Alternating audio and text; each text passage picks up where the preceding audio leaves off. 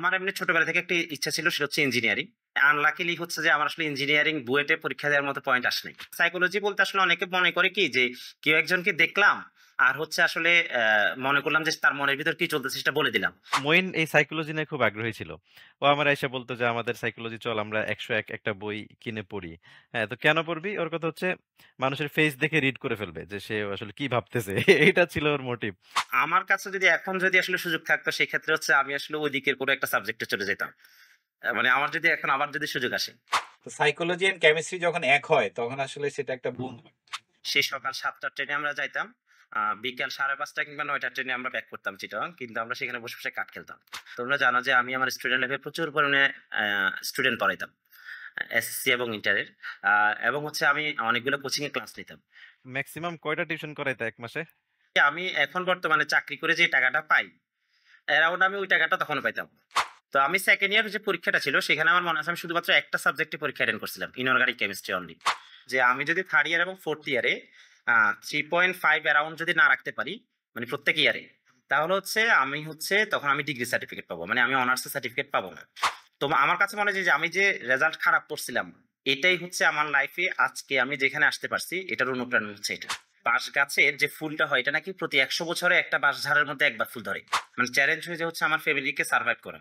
আমার লাইফের আসলে তখন একটা গোল হয়ে গেছিল যে আমি টিচার হব। কিন্তু তুমি নিজ থেকে শিখবা কি?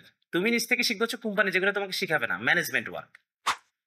তোমাকে টেস্টিং কাজ ওনারা শিখাবে, উনাদের লাভের জন্য শিখাবে কারণ তোমাকে বেতন দিচ্ছে। কিন্তু তোমাকে উনারা ম্যানেজমেন্ট ওয়ার্ক গুলো শিখাবে না। ম্যানেজমেন্ট ওয়ার্ক তুমি এই জন্য শিখবা যাতে তোমার ক্যারিয়ারের অ্যাডভান্সমেন্টটা ভালো হয়। নোমান, তোমার কারেন্ট জব সম্পর্কে জানতে চাই। Berger bench Bangladesh limited. Berger আমাকে যে চুজ করছে এটার জন্য আসলে আমি বার্জারের কাছে কৃতজ্ঞ।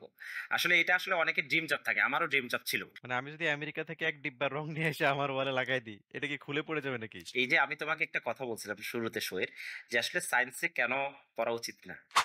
মানে প্রাইভেট জবটা হচ্ছে তুমি 60 বছর চাকরি করবা, 60 বছরে তোমাকে পারফর্ম করতে হবে। সবাইকে জিজ্ঞেস করলাম কেমিস্ট্রি কেন পড়ছেন? সবাই বলছে পড়তে চাই নাই। পড়তে চাইছি ডাক্তারি, নয়তো ইঞ্জিনিয়ারিং। তুমি প্রাইভেট এমপ্লয়ি একজনকে জিজ্ঞেস করো, সেও বলবে যে করতে চাইছিলাম সরকারি চাকরি হয় নাই ভাই, সেই জন্য আসছে প্রাইভেট জব।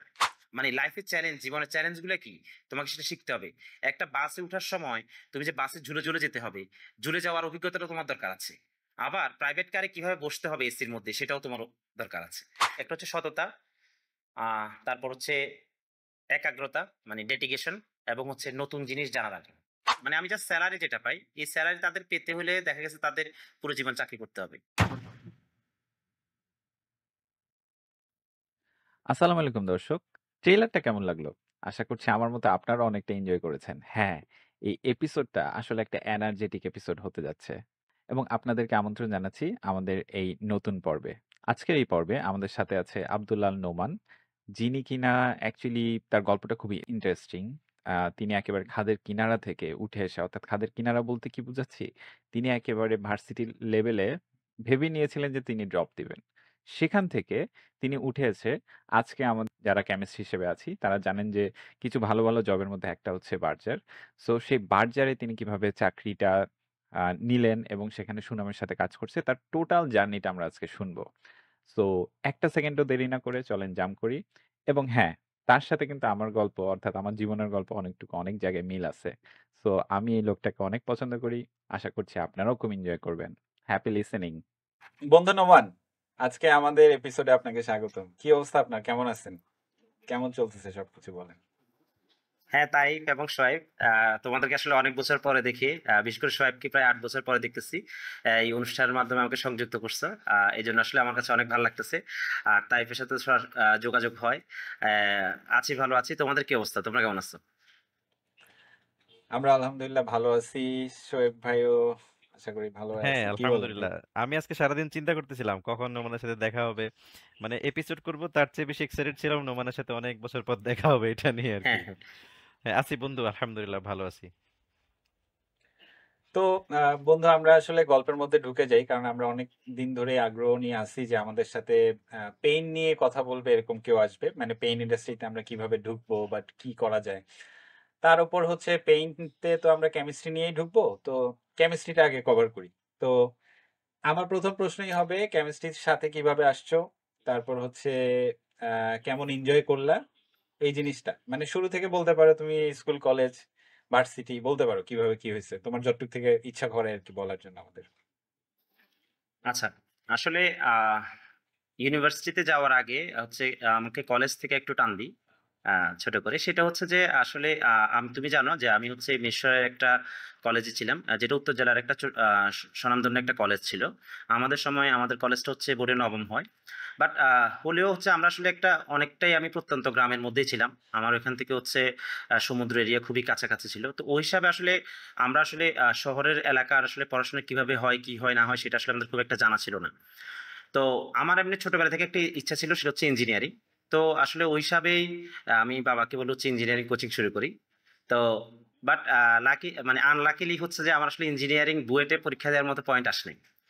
আহ, আর তখন হচ্ছে যে আসলে একটু হতাশই হয়েছি। তো অন্যান্য জায়গায় ট্রাই করা হয়, আর এদিকে সিইউতেও ট্রাই করা হয়। তো আমার সিইউতে কেমিস্ট্রিতে আসলে কিন্তু সেকেন্ড টাইম। এটা তোমরা জানো কিনা আমি জানি না। ফার্স্ট টাইম আমি ছিলাম আসলে সাইকোলজিতে, সিইউতেই চিটাগাং ইউনিভার্সিটিতে আমি সাইকোলজি ডিপার্টমেন্টে ছিলাম। 1 বছর সেখানেও পড়ছি। সেখানে আমার বেশ ভালো কিছু বন্ধু ছিল। তো আসলে এখানে একটা চ্যালেঞ্জ ছিল, আমি বলি যখন আমি সাইকোলজিতে ছিলাম তখন তখন আমার একটা ফ্রেন্ড ছিল কলেজ জীবনের। তো আমরা একসাথে মেসে ছিলাম। তো সেই রকম গল্পে গল্পে একদিন আমাকে একটা কথা বলে যে তুই সাইকোলজিতে পড়তেছিস, এটাই ভালো আছে। ও তখন মেডিকেলের জন্য সেকেন্ড টাইম দিচ্ছে, তার সে আবার ডাক্তারি পড়ার জন্য খুব ইচ্ছা ছিল। বলছে আমি হচ্ছে মেডিকেল অথবা ঢাকা ইউনিভার্সিটিতে ট্রাই করবো, বাট তুই সাইকোলজিতে পড়ছিস, এটা ঠিক আছে। তখন এটা আসলে আমার কাছে একটু হিট লাগে, আমি সেকেন্ড টাইম পরীক্ষা দেওয়ার খুব একটা ইচ্ছা ছিল না। তো তো আর কথাটা শুনে তখন আমি আসলে এটা চ্যালেঞ্জ হিসেবে নিই। তখন আমার মনে আছে যে রমজান মাস ছিল।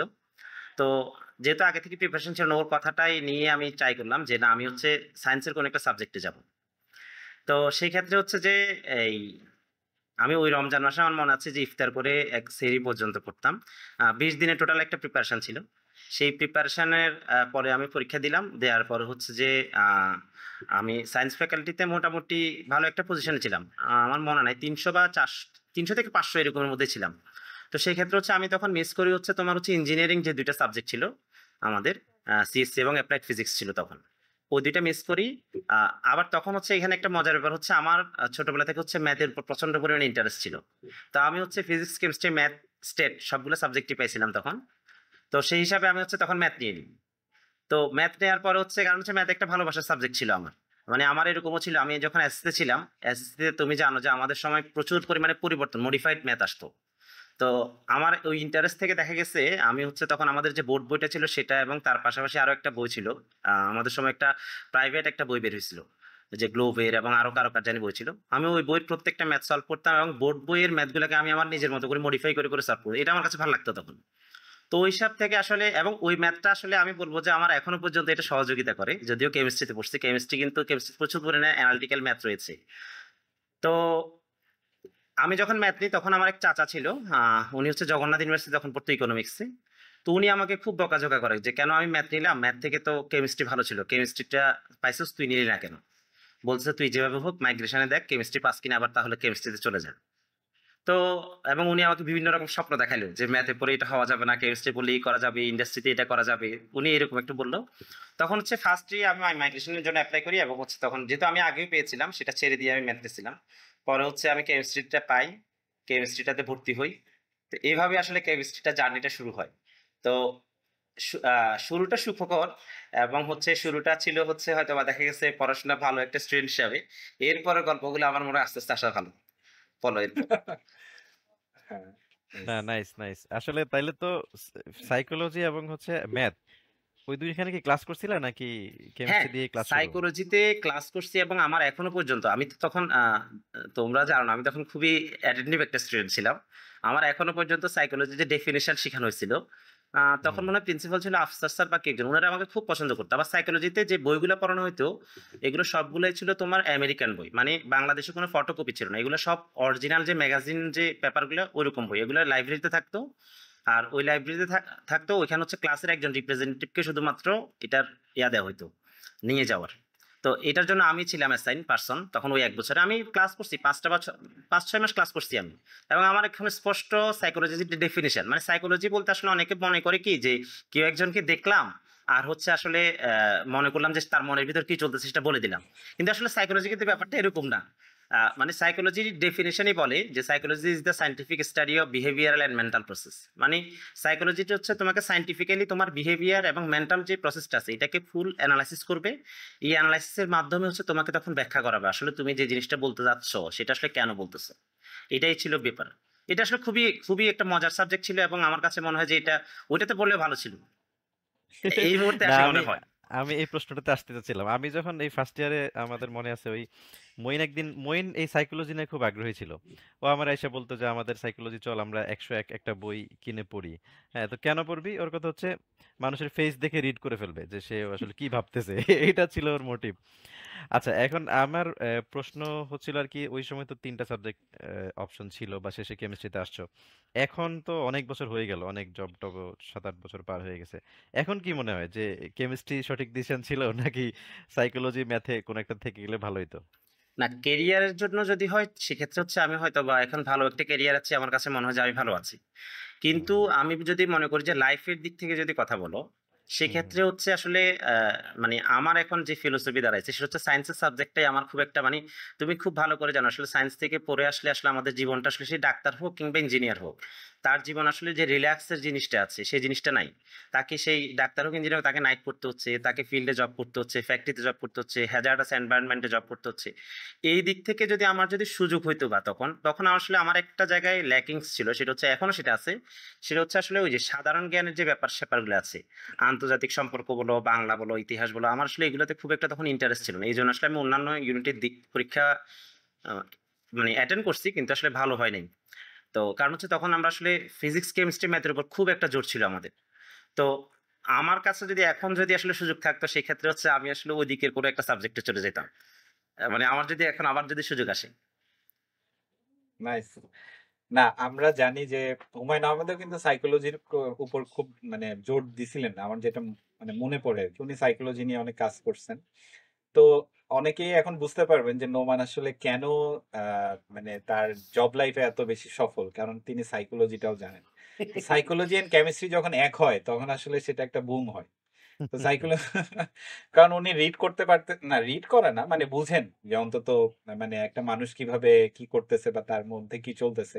এবং এর মধ্যে কেমিস্ট্রি মানে রসায়নের কেমিস্ট্রি এবং মানুষের কেমিস্ট্রি উনি একসাথে করতে পারছেন জন্যই আজকের ব্লেন্ডটা ভালো হয়েছে।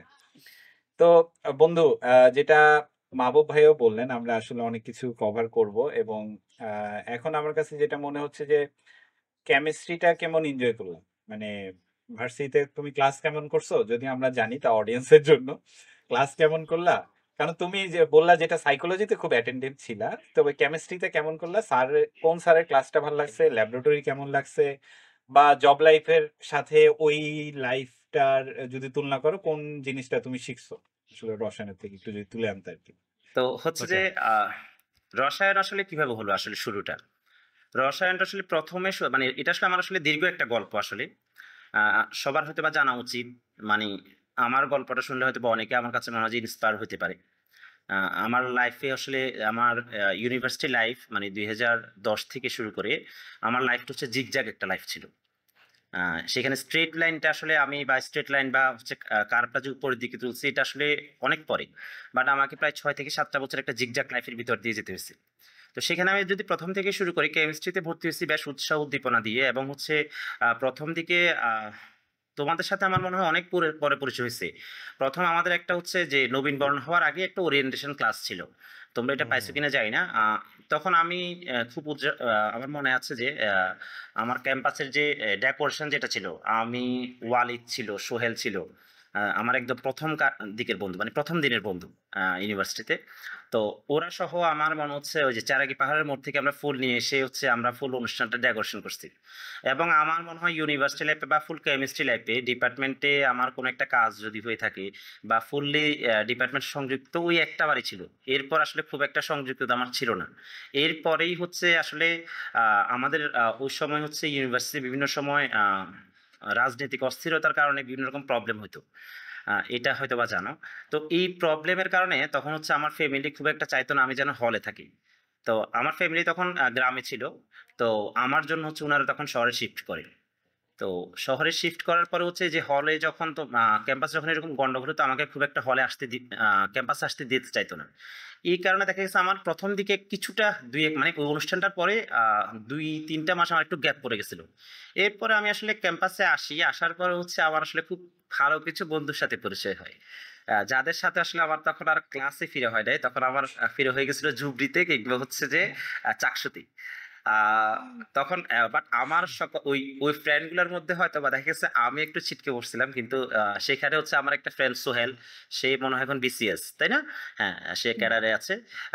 সোহেল, আমি, সাব্বির, সিয়াম, আমরা 4জন হচ্ছে সর্বপ্রথম হচ্ছে চাকসুর যে উপর যে খেলার যে ইয়েটা ছিল সেখানে আমরা সেই সকাল 7টার ট্রেনে আমরা যাইতাম, বিকাল 5:30 কিংবা 9টার ট্রেনে আমরা ব্যাক করতাম চিটাগাং, কিন্তু আমরা সেখানে বসে বসে কাঠ খেলতাম। তো এর মধ্যে হচ্ছে আসলে আমাদের বন্ধুদের এই ওখানেই গল্প করতে করতে আমরা এরকম হয়েছে যে ক্যাম্পাসের বিভিন্ন ডিপার্টমেন্টের সাথে আমরা কার্ডের হচ্ছে যে আমরা প্রতিযোগিতা করতাম। প্রতিযোগিতা। বিভিন্ন ডিপার্টমেন্ট আসতো, আমরা তাদের সাথে হচ্ছে বিভিন্ন চ্যালেঞ্জ নিয়ে কাঠ খেলতাম। ঠিক আছে? তো এর মধ্যে হচ্ছে আমার আসলে আস্তে আস্তে যখন বন্ধুত্ব সার্কেলটা বড় হচ্ছিল এবং চাকসু থেকে সেটা আস্তে আস্তে রূপান্তর নেয় হচ্ছে যে আমাদের জুবরিতে আড্ডা। তো জুবরিতে আড্ডা দেওয়ার পর সেই জুবরিতে আমরা যাইতাম সকালে, সন্ধ্যায় আসতাম। এর মধ্যে হচ্ছে আরেকটা জিনিস আমার মধ্যে ডেভেলপ করে তখন, সেটা হচ্ছে তোমরা জানো যে আমি আমার স্টুডেন্ট লাইফে প্রচুর পরিমাণে স্টুডেন্ট পড়াইতাম, এসএসসি এবং ইন্টারের, এবং হচ্ছে আমি অনেকগুলো কোচিংয়ে ক্লাস নিতাম। তো এই সব ব্যস্ততার মধ্য দিয়ে তারপর আমার ফার্স্ট ইয়ারটা মোটামুটি হয় কি, আমি ল্যাবগুলো করছি, মানে ফুল যদি 100% ল্যাব করি সেটা হচ্ছে ফার্স্ট ইয়ারে। আমি আর এরপরে হচ্ছে সেকেন্ড, থার্ড, ফোর্থ ইয়ার আমি লাল ল্যাব করিনি, করা হয় না খুব একটা। তো এই ক্ষেত্রে হচ্ছে যে আমি কি ফুল গল্প একটানা বলে যাব নাকি অফ করব? ওদের ম্যাক্সিমাম আগ্রহে কয়টা টিউশন শুনবে। ম্যাক্সিমাম কয়টা টিউশন করাইতে এক মাসে? আচ্ছা, নাইস, টিউশনটা নাইস। হচ্ছে যে আসলে এটা হিসাব নেই। আমি বলি আমি এখন বর্তমানে চাকরি করে যে টাকাটা পাই, অ্যারাউন্ড আমি ওই টাকাটা তখন পাইতাম। Nice, nice, nice. ঠিক আছে? এবং আমার আসলে তখন মানে প্রচুর পরিমাণে আড্ডা বলো, ঘোরাফেরা বলো, মানে আহ, আমার ফ্রেন্ডদের বিভিন্ন কস্ট বিয়ার করা, এগুলো আমার জন্য খুবই সহজ ছিল আর কি। হ্যাঁ, তো এই যে আস্তে আস্তে বাড়ছে আমার এমনও ছিল, আমি তোমাকে বলি আমি ক্যাম্পাসে যখন থার্ড ইয়ারের দিকে, তখন হচ্ছে আমি শুধু ক্যাম্পাসে যেতাম একটা বেস পড়ানোর জন্য ইউনিভার্সিটি কলেজের স্টুডেন্টদেরকে। আমি হচ্ছে যে ট্রেনে নামতাম, ট্রেনের পাশে যে একটা আবাসিক আছে না, ওইখানে আমার 10-15 জন একটা বেস ছিল, ওদেরকে পড়াই আমি আবার পরবর্তী ট্রেনে বা বাসে করে আমি আবার শহরে চলে আসতাম আমার অন্য বেচ অপেক্ষা করতে, সেই জন্য। পুরা ইউনিক। বুঝছো? এগুলো তো জানতাম না রে ক্যাম্পাসে। বুঝছো তো আমার হচ্ছে এরকম লাইফ ছিল। তো আমি আসলে অনেক স্টুডেন্ট তাই হয়তো বা জানে অনেক কিছু, বা আমার এই লাইফটা হয়তো বা আমার অনেক স্টুডেন্টও দেখবে। তবে আমি সফল হচ্ছে আমি ওই জায়গায় ছিলাম, সেটা হচ্ছে যে আমার অনেক স্টুডেন্ট অনেক ভালো ভালো জায়গায় আছে। তারা যখন ফোন করে বলে, আমার কাছে ভালো লাগে যে তারা ইঞ্জিনিয়ার, তারা ডাক্তার। কারণ হচ্ছে আমি তো সেই 10 সাল থেকে আসলে প্রায় 17 সাল পর্যন্ত কন্টিনিউ পড়াইছি, বুঝছো? 20 সালে গিয়ে শুধুমাত্র একটা স্টুডেন্ট, লাস্ট স্টুডেন্ট যেটা ছিলাম সে মেরিনে আছে, জয়েন করছে এখন। মানে 20 সালে যাকে পড়াই আসছিলাম লাস্ট, মানে আমি ঢাকা শিফট হওয়ার আগ পর্যন্ত আমি একটা স্টুডেন্ট পড়াইতাম। 17 সাল থেকে 20 সাল পর্যন্ত আমি একটা স্টুডেন্ট পড়াইতাম তখন। আচ্ছা, তো আসলে আমার গল্পটা আসলে একটু বড় হবে অন্যান্যদের থেকে আমার মনে হয়। তো আচ্ছা, যেটা বললাম তো হচ্ছে যে ফার্স্ট ইয়ার হচ্ছে যে আমার মোটামুটি আমি ভালোই ছিলাম, বুঝছো? লাইফের এখনো ট্র্যাজেডি আমার শুরু হয়নি, শুরু হবে। ফার্স্ট ইয়ার পরীক্ষা শুরু হইলো, তো তখন আমার অ্যাটেন্ডেন্স মোটামুটি ভালো, মানে 60%, মানে কিছু মানে ক্লাস তো করছি কিছু, আর প্রক্সি টক্সি দিয়ে মোটামুটি 60% হয়ে গেছিল কিভাবে জানি। তো ফার্স্ট ইয়ার যখন আমি পরীক্ষা শুরু হয়, আমার প্রথম পরীক্ষাটা হলো, ভালোই হলো। কিন্তু ওই সময় আমার একটা ফ্রেন্ড, আমি নাম বলবো না আজকে, তোমরা যদি অনুমতি দাও নাম বলবো। আমার একটা ফ্রেন্ড হচ্ছে যে ওই সময় খুবই হতাশ হয়ে গেছিল, মানে তার পরীক্ষাটা খারাপ হয়েছে। তো সে আসলে ওই সময় ইউনিভার্সিটি, মানে আমার ওই যে সার্কেল যারা আমরা আড্ডা দিতাম, তো সে আসলে হতাশ হয়ে হচ্ছে সে ক্যাম্পাস ছেড়ে চলে যাবে এবং সে চিটং থাকবে না, সে বাসের টিকিট কেটে ফেলছে অলংকার থেকে। সাব্বির না? হ্যাঁ, সাব্বির। তো সাব্বির? আমি যাই, আমি হ্যাঁ বলছি আমি সিয়াম। জানি না আসলে অনেকে আমার এই গল্পটা জানে কিনা। না, তো সাব্বির আসলে হচ্ছে ঢাকায় ওই থাকতো সময় ওর তো। বাবার সাথে আমার কথা হয়, এবং হচ্ছে যে ওর বাবা আমাকে একটা কথা বলছিল, সেটা হচ্ছে যে যেভাবে হোক তুমি ওকে আসতে দিও না, ওকে রাখো, পরীক্ষাগুলো অ্যাটেন্ড করুন, যেন হচ্ছে যে, কারণ হচ্ছে এসে গেলে তো আসলে জীবনটা বরবাদ হবে। তখন হচ্ছে আমি তাকে হচ্ছে সরাসরি আমার বাসায় নিয়ে আসি, এবং আমি তখন তাকে একটা কথা বলি যে সেটা হচ্ছে যে ওর সাথে আমি থাকবো, আমি প্রয়োজন ওর সাথে আমি ফেল করবো, এরকম একটা ব্যাপার ছিল আর কি। তো এবং হচ্ছে সুখে এরকম দুঃখে বন্ধু। এরকমই হয়েছে যে সে পরীক্ষা হল থেকে বের মানে আমার প্রিপারেশন যে আহামরি ভালো ছিল তা না, মোটামুটি ছিল আরকি। মানে হুম। মোটামুটি পাস করে যাওয়ার মতো ছিল। আর ফার্স্ট ইয়ারের আসলে অনেক কিছুই তো ছিল আমাদের হচ্ছে যে ইন্টারমিডিয়েট এর সাথে রিলেটেড, তাই না?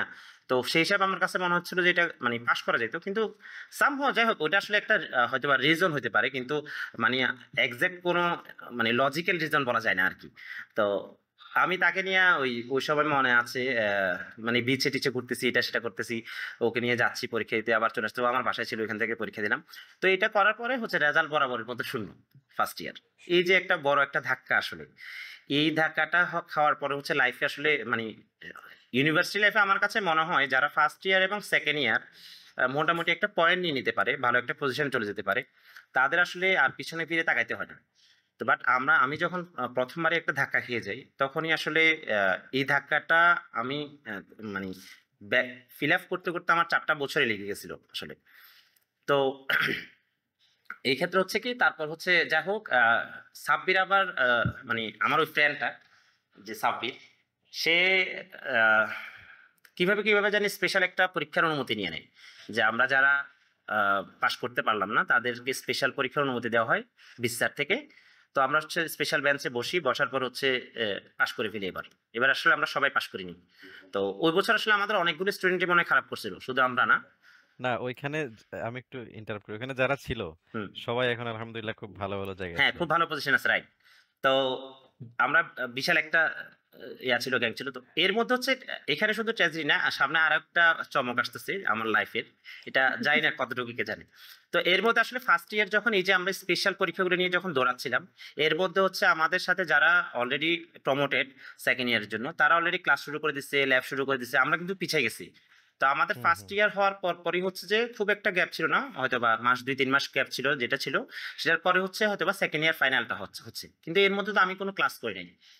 তো ক্লাস করিনি, সেই যথারীতি হচ্ছে শীটের জন্য দৌড়াচ্ছিলাম। তো শীট-টিট আহ ওই সাব্বিরকে আবার শীটের দায়িত্ব দেওয়া হয়েছে, সে শীট নিয়ে আসবে। তো আমি যখন পরীক্ষার ১ সপ্তাহ ১৫ দিন আগে মনে হয় তার কাছে শীটের জন্য গেছি, সে বলতেছে শীট তো ফটোকপি করি নাই। তো শীট ফটোকপি করে নেয় মানে বলে যে আচ্ছা এগুলো আছে, এগুলো কয়েকটা পর পরে দেখ কি হয়। তো আমি সেকেন্ড ইয়ার যে পরীক্ষাটা ছিল সেখানে আমার মনে আছে আমি শুধুমাত্র একটা সাবজেক্টে পরীক্ষা অ্যাটেন্ড করছিলাম, ইনঅর্গানিক কেমিস্ট্রি অনলি। তো ওই ইনঅর্গানিক কেমিস্ট্রিতে আমি পাশ করে ফেলি। কিন্তু ওই সময় আমার কাছে মনে হলো কি শোয়েব, যে আসলে এইভাবে আসলে হবে না। মানে এইভাবে যদি যাই, দেখা গেছে ইউনিভার্সিটি থেকে আসলে আদৌ পাশ করে বের হতে পারবো কিনা, ভালো একটা কেরিয়ার জন্য ভালো একটা পয়েন্ট আসবে কিনা। তখন আমি আসলে মানে লাইফে আমার খুব বড় একটা হতাশা কাজ করলো। এবং এই হতাশা থেকে আমি তখন হচ্ছে আমি আর কোনো পরীক্ষাই দিই নাই। মানে সেকেন্ড ইয়ারেও একটা পরীক্ষা দিয়ে আমি করছি, আর কোনো পরীক্ষা অ্যাটেন্ড করিনি। অ্যাটেন্ড না করে তোমার হচ্ছে যে আমি তখন হচ্ছে আমাদের যে জুনিয়র বেস্ট আছে, আমি তখন চিন্তা করলাম যে আমি আর এদের সাথে যাব না, আমি এখন ড্রপ দিব। আমার ডিসিশন হচ্ছে, এবং ড্রপ দিয়ে আমি হচ্ছে যথারীতি তখন হচ্ছে আমি আমাদের জুনিয়র বেচের সাথে ইমিডিয়েট জুনিয়র বেচের সাথে আমি ক্লাস শুরু করছি। আমি ওদের সাথে 10-15 দিন ক্লাসে বসছি। তো হয়তো সোহাইবের কাছে হয়তো বা আমার অনেকগুলো গল্প নতুন মনে হবে, তাই না? আসলে নতুন মনে হচ্ছে। হ্যাঁ, আমার আসলে আমি আসলে এই জিনিসগুলো আসলে অনেকেই হয়তো বা জানে না আমার সাথে আসলে কি হয়েছিল, হুম কিভাবে আসলে আমি এগুলো আগাইছি। তো সেটাই আমি আসলে আজকে সরাসরি বলতেছি আর কি। না, থ্যাংকস। হুম হুম তো হুম এখন হচ্ছে যে আমার আমি ক্লাস শুরু করি, এর মধ্যে হচ্ছে জুবরিতে আমাদের এখন আমেরিকার যে পড়াশোনা করতে গেছে অয়ন, সে আমাকে চেপে ধরলো। কারণ হচ্ছে ওই সময় আমাদের আবার আরেকটা গ্রুপ হচ্ছে যথারীতি ফেল করছে। তো ওরা হচ্ছে আবার হচ্ছে বিসি থেকে তখন অনুমতির জন্য নিয়ে আসতেছে। তখন ওরা আমাকে সবাই মিলে আসে বুঝাইলো যে দেখ শুধু শুধু কেন একটা বছর লস দিবি, একটা বছর লস দেওয়ার দরকার নাই, আমরা তো অনুমতি নিয়ে আসতেছি, আর তুই যেহেতু অনেকগুলো সাবজেক্টে পরীক্ষা দিস নাই, সেক্ষেত্রে আমাদের অনুমতিটা পাইতে সহজ হবে। যেহেতু মানে তখন হচ্ছে তুমি হয়তো বা জানো স্পেশাল পরীক্ষা দিতে হলে তখন হচ্ছে তোমাকে প্রতি সাবজেক্টের জন্য মনে হয় 1,000 বা 2,000 টাকা করে দিতে হয়, যেখানে আমাদের ফুল ফর্ম ফিল আপের জন্য 4,000 টাকা হয়ে যেত, 3 থেকে 4,000 টাকায়। তো আমার তো প্রত্যেক ফুল ক্রেডিটই আমার তখন ড্রপ, আমি তখন ভাইভাও দিই নাই। এবং আমি যদি পরীক্ষা দিই সেক্ষেত্রে হচ্ছে আমার জন্য এক্সট্রা ভাবে হচ্ছে ভাইভা বোর্ড থেকে শুরু করে সবকিছু অ্যারেঞ্জ করতে হবে তখন। তো এবং এটা ছিল খুবই চ্যালেঞ্জিং আমার জন্য ওই মুহূর্তে। আমি আসলে তখন ডিসিশন নিতে পারছি না, কারণ হচ্ছে আবার সেকেন্ড ইয়ার পরীক্ষার ঠিক 1 মাস গ্যাপের পরে হচ্ছে থার্ড ইয়ার পরীক্ষা। তখন আমি হিসাব করে দেখলাম আমাদের মনে হয় 32 ক্রেডিট আর 40 ক্রেডিট ছিল, তাই না? তো 4 ক্রেডিট মনে হয় আমার পাস হয়ে গেছিল, বাকি ক্রেডিট গুলো আমাকে টানা পরীক্ষা দিতে হবে যদি আমি পাস করিও এক্ষেত্রে। এটা আসলে আমার জন্য খুবই টাফ একটা চ্যালেঞ্জ ছিল ওই সময়। তো ওই মুহূর্তে আমি ওরা অনুমতি নিয়ে আসলো এবং ওরা কিভাবে জানি আমাকে কনভিন্স করে ফেললো। কনভিন্স করার পর হচ্ছে যে আচ্ছা যাক, তখন হচ্ছে এবার তখন আমি চিন্তা করলাম যে সময় আছে, হাতে তখন 1 মাস সময় আছে সেকেন্ড ইয়ার পরীক্ষার আগে। তো আমি দেখলাম হচ্ছে কি এই যে যথারীতি যে শীটগুলা করা হয়, আমার আসলে ওই যে তোমাকে বলছি ছোটবেলা থেকে আমার যে ম্যাথের ইন্টারেস্ট, যেটা ম্যাথের ইন্টারেস্ট হচ্ছে কেন আসলে আমাকে বুঝে পড়তে, আমি আসলে মুখস্থ কোনো কিছু পারি না। মানে এই প্রবলেমটা আমার এখনো আছে, আমি যতক্ষণ না একটা জিনিস আমি ক্লিয়ার হব ফুল বেসিকটা, আমি ততক্ষণ পর্যন্ত আসলে এই জিনিসটা আমি মাথায় রাখতে পারবো না, তুমি যতভাবেই আমাকে বলো না কেন। তো শীতটা হচ্ছে কি আমাদের আসলে অনেকের এই যোগ্যতা আছে, গুণটা আছে যে সে খুব সহজে মুখস্থ করে নিতে পারে, মুখস্থ যখন করে ফেলতে পারে সে সহজে লিখতে পারে লাইন টু লাইন। তো আমি হচ্ছে এই শীত পুরে আসলে আমার হচ্ছে না তখন, এবং আমি ক্লাসও করতেছি করি নাই। এই যে আমার একটা গ্যাপ, দেখো আমি সেকেন্ড ইয়ারের ক্লাসটাও গ্যাপ পাইছি, আমি থার্ড ইয়ারের ক্লাসও গ্যাপ পাইছি। তো এই দুইটা জিনিস আমাকে বুঝতে হবে, কারণ আমি মুখস্থ পারবো না। তখন হচ্ছে ওই একটা মাস আমার মনে আছে, আমি ওই 1 মাস আমি সকল টিউশনি কোচিং যা ছিল সব আমি বন্ধ করে দিচ্ছি, অফ করে দিচ্ছি। অফ করে আমার মনে হচ্ছে যে আমি শুধুমাত্র ঘুমের সময় ছাড়া বাকিটা সময় আমি রুমের মধ্যে একা একা পড়তাম আর মাঝে মাঝে কান্না করতাম। আমার রুমের দরজা সবসময় বন্ধ ছিল। এই সময় আমার ফ্যামিলির সাথেও মানে আমি খুব একটা ভালো বিহেভ করতাম না, মানে আসলে আমার কাছে আসলে মানে লাইফটা তখন খুব একটা সহজ মনে হচ্ছিল না। তো এবং আমার হচ্ছে একটা রুম ছিল, আহ আচ্ছা হ্যাঁ, একটা রুম ছিল, রুমের পাশে একটা ব্যালকনি ছিল। তো তোমরা জানো যে আমি স্মোক করি, তো সেক্ষেত্রে হচ্ছে তখন হচ্ছে আমি যেটা করতাম সেটা হচ্ছে আমি পড়তাম আর স্মোক করতাম ব্যালকনিতে দাঁড়ায় দাঁড়ায়। আমার খাওয়া দাওয়া সবকিছু ছিল ওইখানেই। ওই একটা মাস আমি মানে ওই ঘুমের 6 ঘন্টা ছাড়া আমি সারাক্ষণই পড়তাম। আমি পড়তাম যে শুধুমাত্র মুখস্থ না, সেক্ষেত্রে হচ্ছে তখন আমার ওই শিটগুলো আমি রেখে দিছি, হয়তো কখন জানে না। তখন হচ্ছে আমি বিভিন্ন রকম উইকিপিডিয়া, বিভিন্ন রকম সাইট থেকে বিভিন্ন রকম টপিক্সের উপর আমি লেকচার বা বিভিন্ন যে নোটগুলা, যে বিভিন্ন রকম আর্টিকেল যা আছে এগুলো আমি আসলে খুঁজে খুঁজে পড়তাম। শিটও যে আমাকে হেল্প করে তা না, দুইজন বা তিনজনের শিট আমি রাখতাম এবং নেটের যে ইনফরমেশনগুলো ছিল সেগুলো কালেক্ট করতাম। এগুলো সব কিছু কালেক্ট করে হচ্ছে তখন আমি প্রত্যেকটা টপিক্সের উপর আমি নিজে একটা হচ্ছে নোট তৈরি করতাম। এবং হচ্ছে আমার ফুল প্ল্যান ছিল, তখন আমার মনে আছে যে আসলে আমি কি পড়লে কতটুকু হবে। আমি লাস্ট গত দেখা গেছে 7-8 বছর বা 5 বছর যতটুকু প্রশ্ন পাওয়া গেছে ফুল প্রশ্ন আমি তখন অ্যানালাইসিস শুরু করলাম। অ্যানালাইসিস শুরু করে আমি তখন খুব টেকনিক্যাল ওয়েতে আসলে কোন কোশ্চেনগুলো আসতেছে, কিভাবে আসতেছে আমি ধরেন একটু স্ট্রম দিলাম। তো দেওয়ার পর হচ্ছে, এবং আমার জন্য সবচেয়ে টাফ ছিল রিটার্ন পরীক্ষা ভাবে গেল, ভালোই পরীক্ষা হয়েছে। আর হচ্ছে তোমার ল্যাবে গিয়ে হচ্ছে আমার জন্য সবচেয়ে টাফ ছিল, কারণ হচ্ছে আমি একা ছিলাম ল্যাব পরীক্ষায় এবং আশেপাশে কেউ নাই। তুমি জানো যে এটা আসলে খুবই একটা চ্যালেঞ্জিং মুহূর্ত। স্যার বসে আছে এবং 2 দিন 3 দিন যে আমাদের যে ল্যাব টাইমগুলো ছিল আমি একা একা ল্যাব দিতাম। তো এবং সেখানে হচ্ছে যে আসলে আমার জন্য আসলে ওই পরিস্থিতি আসলে যে পড়ছে সে বলতে পারবে। আবার হচ্ছে ভাইবা বোর্ডে যখন 10 জন স্যার একা শুধুমাত্র আমার জন্য ভাইবা নিচ্ছে, এবং মানে তুমি বুঝছো তখন আমাকে কোন স্টেজটা পার করে আসতেছে, ইভ্যালুয়েশন লেভেলটা কোন পর্যায়ে চলে গেছে। এভারেজ যখন সবার ভাইবা নেয় তখন একরকম ভাইবা, আর যখন আমি স্পেশাল একজনের জন্য ভাইবা নিচ্ছে তখন আমার ভাইবাটা ছিল আসলে খুবই টাফ। তো আমার জন্য আসলে ওই যে হেল্পফুল ছিল, আমার লাইফের সবচেয়ে বড় হেল্পফুল ছিল হচ্ছে আমার টিউশনি এবং হচ্ছে কোচিং করানো। এটার কারণ হচ্ছে কি আমি যে কোনো জায়গায় যখন একটু স্পিচ দিচ্ছি, কথা বলতেছি, তখন দেখা গেছে আমার খুব একটা জড়াতে হতো না, এবং হচ্ছে আমার বেসিকটা আল্লাহর রহমতে যেটা ছিল সেটা ছিল ভালো ছিল। এই জন্য যখনই কোনো কোশ্চেন করতেছে আমি বেসিক দিয়ে খুব ভালোভাবে পার পেয়ে যাচ্ছিলাম। তখন স্যাররাও খুব হচ্ছিল, মানে মানে তখন যেমন আমাকে কয়েকজন স্যার পছন্দ করতো। একটা হচ্ছে জয়নাল আবেদিন সিদ্দিকী স্যার, আমার সাথে খুব ভালো সম্পর্ক ছিল। উনি আমাকে আমার লাইফে অনেক জায়গায় হেল্প করছে, অনেক সাজেশন দিয়েছিল। তার নাসির স্যার আমাকে ল্যাবে অনেক পেন দিয়েছিল আমার মনে আছে, কিন্তু ফাইনালি আমাকে অনেক পছন্দ করতো। হয়তোবা মানে অনেকেরই পছন্দ করা হচ্ছে হয়তোবা এই মানে ফ্রন্ট লাইনের হিসাবে, আমাকে হয়তো পছন্দ করতে হচ্ছে ব্যাক বেঞ্চের হিসাবে। মতিন স্যার আমাকে খুব পছন্দ করতো, মানে কয়েকজন স্যারের সাথে আমার খুব ভালো একটা ইন্টারাকশন হয়ে গেছিল এগুলোর মাধ্যমে। আচ্ছা, তো হচ্ছে গেল, এরপর হচ্ছে থার্ড ইয়ার।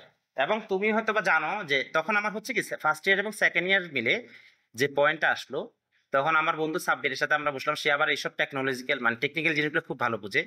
সে তখন অডিয়েন্স বের করে আমাকে তখন দেখাইলো যে আমি যদি থার্ড ইয়ার এবং ফোর্থ ইয়ারে 3.5 অ্যারাউন্ড যদি না রাখতে পারি, মানে প্রত্যেক ইয়ারে, তাহলে হচ্ছে তখন আমি ডিগ্রি সার্টিফিকেট পাবো, মানে আমি অনার্সের সার্টিফিকেট পাবো না, মানে আমি লাইফে ওই স্টেজে গিয়ে দাঁড়াই গেলাম। বুঝছো? তুমি জানো যে 2.25 এর নিচে যদি নেমে যায় সেক্ষেত্রে হচ্ছে ডিগ্রি সার্টিফিকেট দেওয়া হয়, আর 2.5 এর উপরে উঠলে তখন হচ্ছে অনার্সের সার্টিফিকেট দেওয়া হয়। তো আমার হচ্ছে তখন চ্যালেঞ্জ সামনে, আমার একটা মাস, এই একটা মাসে আমাকে থার্ড ইয়ারেও পয়েন্ট নিতে হবে, আবার হচ্ছে ফোর্থ ইয়ার আমাকে পয়েন্ট নিতে হবে 3.5 করে। তো আসলে ওই মুহূর্তে সেম আমি আসলে ওই যে মানে তখন টোটাল আমার পরীক্ষার জন্য 1 মাস 2 মাস প্রায় 4 মাস 5 মাস আমি কোনো কোচিং টিউশনই করি নাই। মানে সেকেন্ড ইয়ার পরীক্ষার 1 মাস আগে থেকে পড়া শুরু করলাম। সেকেন্ড ইয়ার পরীক্ষা শেষ হলো। এরপর রেজাল্ট দিল। মাঝখানে 1 মাস ভর্তি হলাম। ভর্তি হওয়ার পর আবার থার্ড ইয়ার পরীক্ষা শুরু হলো।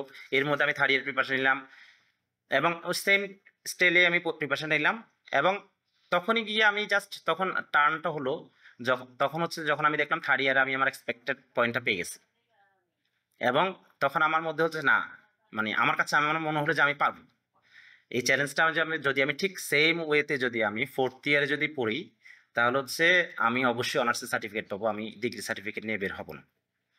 থার্ড তো ইয়ারে কত পাইছিলা পয়েন্ট? থার্ড ইয়ারে থার্ড 3.5 ইয়ারে এর মনে হয় অফ হয়েছে। 3.2 বা এরকম পাইছিলাম আর ফোর্থ ইয়ারে মনে হয় 3.5 পাইছিলাম এরকম। তো নাইস। ওকে। মানে ওইসব আসলে মানে আমি আমার কাছে মনে হয় কি এখন জানো আসলে যদি আমি যদি হুম। ফার্স্ট ইয়ার সেকেন্ড ইয়ার যদি আসলে আমি যদি মানে ঠিকঠাক মতো পড়তাম বা অ্যাটেন্টিভ মানে অ্যাটেন্ড ঠিক মতো করতাম হয়তো বা দেখা গেছে আমার কপালে হয়তো ইউনিভার্সিটির প্রফেসর হয়তো বা ট্যাগটা লেগে যেত। মানে আমার কাছে মনে হয় মানে আমার ওই কনফিডেন্ট লেভেলটা থার্ড ইয়ারে গিয়ে আমার গ্রো করছে আসলে এটা পসিবল ছিল আমার পক্ষে। বাট আমি হচ্ছে হয়তো বা দেখা গেছে কিছু কারণবশত আবার এর মধ্যে কিন্তু আমার একটা জিনিস তাইফ জানে যে আমরা সেকেন্ড ইয়ার বা থার্ড ইয়ারে তখন আমার আব্বুর ক্যান্সার ধরা পড়ে। তাই মনে হয় জানো তখন আবার হচ্ছে আমি আমার আব্বুকে নিয়ে হচ্ছে তখন ঢাকা দৌড়াচ্ছিলাম। 2014 সালে আমরা কোন ইয়ারে ছিলাম? 14 সালের দিকে তো 13-14 দিকেই থার্ড ইয়ার। যখন হ্যাঁ থার্ড ইয়ার ছিলাম। হুম। মানে সব মিলে আসলে লাইফের মধ্যে আমার খুব মানে বড় একটা হতাশার মধ্যে পড়ে গেছিলাম। কিন্তু এই ঠিক হতাশাটা থেকেই আমি মানে নিজেকে উঠাই নিলাম হচ্ছে যে এই আমার রেজাল্ট দিয়ে। মানে আমি এখন যেমন শায়দ দেখবা যে বিভিন্ন সময় ইউনিভার্সিটির বিভিন্ন জন দেখি যে সুইসাইড করে ফেলে। তো হুম। এই যে আমার কাছে মনে হয় যে মানে তারা সুইসাইড করে কেন তুমি খুঁজে দেখবা হচ্ছে হয় কোনো একটা মেয়ে রিলেটেড একটা ঘটনা হতে পারে অথবা হচ্ছে যে তাদের রেজাল্ট এটা হয়তো বা অনেকের চোখে আসে না যে আসলে তারা এই রেজাল্টটা খারাপ করে ফেলে যে ফ্যামিলিতে আসলে কি জবাব দিবে এই কথাটা হুম, চিন্তা হুম, করে হুম। অনেকেই এই পথটা বেছে নেয়। কিন্তু আসলে হচ্ছে যে আমার কাছে মনে হয় যে আসলে মানে লাইফের মধ্যে এই জিগজ্যাগটা থাকবেই। এটা আমি আমার লাইফ থেকে এবং এটাই হচ্ছে তুমি যদি স্ট্রেংথ হিসেবে কাজে লাগাতে পারো একবার এবং তুমি যদি একবার যদি ব্যাক করতে পারো তোমার আমার কাছে মনে হয় যে আমি যে রেজাল্ট খারাপ করছিলাম এটাই হচ্ছে আমার লাইফে আজকে আমি যেখানে আসতে পারছি এটার অনুপ্রেরণা হচ্ছে এটা এবং এটাকে যদি অনুপ্রেরণা হিসেবে কেউ যদি কাজে লাগাতে পারে সে জীবনে সফল হবে। আর যদি সেটা যদি না করতে পারে তাহলে হচ্ছে মানে আমার কাছে আমার সফলতাটাকে আসলে কি তুমি দেখো একটা জিনিস সফলতাটা হচ্ছে আমার লাইফের যে ফিলোসফি এখন সফলতাটা হচ্ছে তোমার ধরো আমরা যখন ক্লাস 5-এ ছিলাম তখন বৃত্তি পাওয়াটা আমাদের জন্য সফলতা ছিল। এসএসসিতে এ প্লাস পাওয়া বা এসএসসিতে পাস করাটাই ছিল সফলতা। কিন্তু দেখো তুমি আমি এখন যেখানে দাঁড়ায় আছি আমরা ইউনিভার্সিটি পাস করে ফেলছি তার মানে আমরা অনেকগুলো সফল স্টেজ পাস করে আসার পরেও তুমি যদি এখন নিজেকে দাঁড়া করা দেখবে যে তুমি সফল না আবার তুমি সফল মানে সফলতাটা আসলে মৃত্যুর আগ পর্যন্ত ডিপেন্ড করবে। যেমন ধরো তুমি তোমার ভালো একটা ক্যারিয়ার করে আসছো ভালো একটা ফ্যামিলি লিড দিচ্ছ সবকিছু ঠিক আছে কিন্তু মৃত্যুর আগে গিয়ে তুমি ব্যর্থ হলে কেন? কারণ হচ্ছে তুমি যে তোমার যে সন্তানগুলো হলো দেখা যাচ্ছে সেগুলোকে তুমি সৎভাবে মানুষ করতে পারলে না। দেখা যাচ্ছে তোমাকে তারা বৃদ্ধাশ্রমে নিয়ে গেল। তাহলে হচ্ছে তুমি দেখো তুমি লাইফের এন্ড পর্যায়ে আসি তুমি হয়ে গেলে কি তুমি আসলে সফল হতে পারলে না তোমার লাইফে পুরোটাই ব্যর্থতা। বা তাহলে আমরা যখন একটা স্টেজে খারাপ করে ফেলি এসএসসি ফেল করলো বা ইন্টার ফেল করলো এটার মানে এই নয় যে তার জীবনটা এখানে শেষ। ধরো আমি ইঞ্জিনিয়ারিং এ পরীক্ষা দিতে পারি তার মানে কি আমার জীবনটা এখানে শেষ ছিল না? আমি মনে করি না যে সেখানে শেষ। মানে প্রত্যেকটা পয়েন্টে আসি প্রত্যেকটা পজিশনে এসে আমার কাছে মনে হয় যে জীবনের মানে কিছু টার্নিং পয়েন্ট আছে। মানে টার্নিং পয়েন্ট আসে আমাদের লাইফে বিভিন্ন পয়েন্ট আসে ক্লিক করে কিছু কিছু সময় সব সময় আসলে মানুষের জীবনে সবকিছু ক্লিক করে না। একবার ক্লিক করে দুইবার ক্লিক করে ওই যখন ক্লিক করে বা যে সুযোগটা আসে তখন ওই সুযোগটা যদি আমরা একবার যদি কাজে লাগাতে পারি তাহলে হচ্ছে হয়তো বা দেখা গেছে আমরা ওই কিছু সময়ের জন্য আমরা সফল হয়ে যাই। একেবারে আমরা মনে হয় 5-10 মিনিট নীরবতা পালন করতে পারি। এত সুন্দর একটা বক্তৃতা মানে শুনলাম আরকি। অসাধারণ। না, না মানে খুবই এত ডিটেইলসে ইন্সপিরেশনাল। আমরা হুম। এখন পর্যন্ত শুনি নাই। মোহন ভাই। মানে অনেকেরই গল্প শুনতেছি তো। তো হুম, হুম, সবাই জাস্ট ভেসে, ভেসে যাচ্ছে। তাদের গল্পগুলো হয়তো সফল বেশি। এখন হুম। তুমি যেটা ডিটেইলসে বললা একেবারে ইয়ার টু ইয়ার সবাই অনেকেই এটা রিলেট করতে পারবে তার সাথে। এবং আমার কাছে মনে হয় যে খুব নাইস একটা মানে আলোচনা হইছে। যেটা আনকাটই থাকবে। আর নোমানের কিন্তু নাম ছিল বাশফুল মাইন্ড। আমি যখন নোমানকে চিনতাম। হ্যাঁ বাশফুল তো মাইন্ড ছিল। বাশফুল মাইন্ড আসলেই বাশফুল। তার জীবনটা একদিক থেকে বাশফুল মানে হাস্যোজ্জ্বল খুব বেশি জলি মাইন্ডের। আবার বাসে বাসে ভরাও ছিল। না এই যে এখানে আমি বাস আসলে হচ্ছে মনে করছি কিন্তু বাসফুলটার একটা কথা বলি, বাসফুলটার ভাই নামটা আসলে ফেসবুকে কেন দেওয়া বাসফুল হয়েছে? দেখলে আমি কিন্তু বাসই মনে করতাম। এর কাহিনী কি? কোনো না মানে বাসফুলটার একটা কাহিনী আছে, এটা বলি। আচ্ছা। সেটা হচ্ছে যে আমি একটা জায়গায় পড়ছিলাম, সেটা হচ্ছে আমাদের যে বাঁশ গাছগুলো আছে সেই সেই সত্যি কথা না, বাসফুল মানে কিন্তু ইংলিশে ওয়ার্ডে এটা কিন্তু সুন্দর একটা অর্থ, কিছু উজ্জ্বল বা কিছু একটা হাস্যোজ্জ্বল এরকম হ্যাঁ, আছে। হ্যাঁ, হ্যাঁ, এটাও হ্যাঁ, একটা হ্যাঁ, যেমন আছে। রিজন ছিল আমার নামটা দেওয়ার। ২ নাম্বার রিজন ছিল হচ্ছে যে বাঁশ গাছের যে ফুলটা হয় এটা নাকি প্রতি ১০০ বছরে একটা বাঁশঝাড়ের মধ্যে একবার ফুল ধরে। Right, right. তো হ্যাঁ, আচ্ছা, এখন হ্যাঁ, বাঁশঝাড়ের জানি। মধ্যে হ্যাঁ, একটা হ্যাঁ। ফুল, তার মানে হচ্ছে এটা হচ্ছে খুবই দুর্লভ বস্তু। তো বা দুর্লভ হচ্ছে বস্তু। এটা এবং এবং ওই সময় মনে হয় বাঁশ গাছ মনে হয় মারা যাবে, কিছু একটা হয়, আমি জানি না এখনো নাকি, আমি দেখি নাই আমার লাইফে, হ্যাঁ, আসলে হ্যাঁ, হয় কিনা হ্যাঁ। জানি না। তো হয়। সেজন্য আমার কাছে মনে হতো যে আসলে এই জিনিসটা আসলে খুবই অর্থবহ না, আরকি। তাইলে নামকরণের সার্থকতা হইছে। কারণ একটাই জিনিস। নোমান ১০০ যে বছরে একটা আসে। ১০০ বছর একটা যে ইউ-টার্নটা দিছে, এইটা আসলে আসলে নোমান ভাইয়ের গল্প যেটা শুনলাম, নোমান ভাইয়ের সাথে আমার গল্পেরও মানে আমার মনে হয় যে 80% মিলে। নোমানরাও ২ ভাই, আমরাও ২ ভাই। নোমানও ভার্সিটিতে ক্রেডিট লস খায়া বের হইছে, আমিও ক্রেডিট লস খায়া বের হইছি। নোমানের আব্বুরও ক্যান্সার হইছে, আমার আব্বুরও ক্যান্সার হইছে। নোমান আমি একই সাথে একই জায়গায় চাকরি করছি ইন্টারটেকে। নোমানও বার্জারে ভাইবা দিছে, আমিও দিছি, আমার হয় নাই, ওর হইছে। তার মানে নোমান ভাই সফল। এখন আমরা ভাইয়ের থেকে শুনবো, মানে এখন আমরা মানে ইয়াতে যাচ্ছি, তাই এখানে একটা আহ জিনিস ভুল হয়েছে তো। ক্যাম্পাস থেকে কে- যাচ্ছি। আরো কিছু তোমার আছে? মনে হয় হ্যাঁ, ওই যে আমরা কেরিএসে একসাথে ভাইবা দিছি, তোমার জব হচ্ছে আমার হয়নি। তারপর হচ্ছে ও তুমি আচ্ছা, জয়েন করো না কেডিএসও আমরা, তারপর দিছি। হচ্ছে আবার সাবুদাতে আমরা দুজন একসাথে ভাইবা দিছি। তোমার জব হচ্ছে ও আমার হয়নি। আচ্ছা, এগুলো মিস করছি। আচ্ছা বন্ধু, হ্যাঁ ঠিক আছে, ভালো বলছো। তো তাইলে আগায় হ্যাঁ, গেলেন। হুম। হ্যাঁ আমি না লাস্টেরটা নোমান ভাই আগে গেছে, লাস্টেরটা ইয়া ছিল, বার্জার ছিল। তো বন্ধু তাহলে এই যে ট্রানজিশনের লাস্টে এসে তো অনেকগুলো পথ খোলা হয়ে যায়। আমার কাছে মনে হয়েছে যে মাঝে মাঝে কিছু পথ বন্ধ থাকা ভালো। যেমন আমার আর তোমার জন্য আমার মনে হয় এইটা হয়েছিল যে আমাদের বেশি একটা সময় নেওয়া যাবে না, আমার আমার বাবা অসুস্থ, তোমার বাবা অসুস্থ। তো সেই সময় আমাদেরকে জাম্প করতে হয়েছে চাকরিতে ঢোকার জন্য। তো যতটুকু জানি শোয়েব ভাই আমাকে রিকল করাইছেন যে তুমি সবার আগে চাকরিতে ঢুকছো আমাদের মধ্যে। তো ওই ট্রানজিশনটা কেমন হয়েছে মানসিক ভাবে? তুমি তখন কিন্তু ফোর্থ ইয়ারও ভালো করলা, থার্ড ইয়ারও ভালো করলা, তারপর একটা মানে চাকরি জীবন শুরু করে দেওয়া। এখন হুম। সরকারি চাকরির জন্য কি প্রিপারেশন নিছিলে কিনা? অনেকে জিআরই করে, আইএলটিএস করে, এগুলোর জন্য করছিলা কিনা, নাকি না এগুলো বাদ দিয়ে তুমি সোজা জাম্প করছো জব লাইফে? এটা একটু শুনতে চাই। আচ্ছা, আমি হচ্ছে আমার জব লাইফটা যখন শুরু হয়েছে সেখানে হচ্ছে যখন মাস্টার্স পরীক্ষা দিই, মাস্টার্সে থাকাকালীন অবস্থায় হচ্ছে মাস্টার্স আমাদের ২০১৬ সালে হয়েছে। আমার বাবা মারা যায় হচ্ছে মাস্টার্সে থাকাকালীন। হ্যাঁ, ক্যান্সারের মধ্যে হচ্ছে আসার পরে। তো ওই সময় হচ্ছে আমি তখন হচ্ছে কোচিং করে হচ্ছে আমি আমার ফ্যামিলিতে তখন হচ্ছে আমার প্রতি খুব একটা মানে চ্যালেঞ্জ হয়ে যায় হচ্ছে আমার ফ্যামিলিকে সারভাইভ করা। মানে যদিও আমি হচ্ছে আসলে এই অনেক টাকা তখন কোচিং এবং টিউশনি করে কামাইতাম। কিন্তু এরপর হচ্ছে বাবা যখন মাথার উপর থেকে চলে যায়, তখন আসলে এটা খুবই টাফ হয়ে যায়। কারণ হচ্ছে আমার ওই টাকাটা আসলে তুমি জানো যে কোচিং টিউশনির টাকাটা খুব একটা থাকে না। তো বিভিন্নভাবে খরচ-টরচ করে ফেলতাম। তো এবং হচ্ছে ওই মুহূর্তে এসে আ মানে আমি তখন আসলে চিন্তা করতে পারতেছিলাম না আসলে কি করব আমি তখন। আমার আব্বুর ইচ্ছে ছিল যে আমি আসলে বিসিএস এর জন্য প্রিপারেশন নিই। আ উনি বলত। তো আমার তখন আবার একটা জিনিস অনেকগুলো জিনিস কাজ করছে। একটা হচ্ছে যে আ মানে বিসিএস যাবো, বিসিএস এর জন্য যে প্রিপারেশনটা প্রয়োজন, আমি যতটুকু বুঝতাম যে আমাকে ২ থেকে ৩ বছর বা ৪ বছর আমাকে মানে বিসিএস না শুধু যেকোনো গভর্নমেন্ট জবে যদি আমাকে যেতে হয়, আমাকে ২ থেকে ৩ বছর আমাকে ব্যাকআপ থাকতে হবে। নাম্বার 1 পয়েন্ট ছিল। আর নাম্বার 2 হচ্ছে যে এটার জন্য যে পরিমাণ পড়াশোনাগুলো করতে হয়, বিশেষ করে ওই যে আমি শো-এর শুরুতেই বললাম সেটা হচ্ছে যে আমি ম্যাথে ভালো বা হচ্ছে সায়েন্সের সাবজেক্টগুলোতে ভালো। কিন্তু হচ্ছে বাইরের যে আ সাধারণ জ্ঞান বিষয়ক যে ব্যাপারগুলো আছে, আন্তর্জাতিক সম্পর্ক বলো বা ইতিহাস বলো, আমি এই জায়গায় হচ্ছে দুর্বল ছিলাম। তো আমি আমার স্ট্রেংথটা বুঝতাম যে আসলে আমি যদি সেখানে যাই আসলে আমি কতটুকু সফল হব। এটাও একটা ফ্যাক্ট ছিল।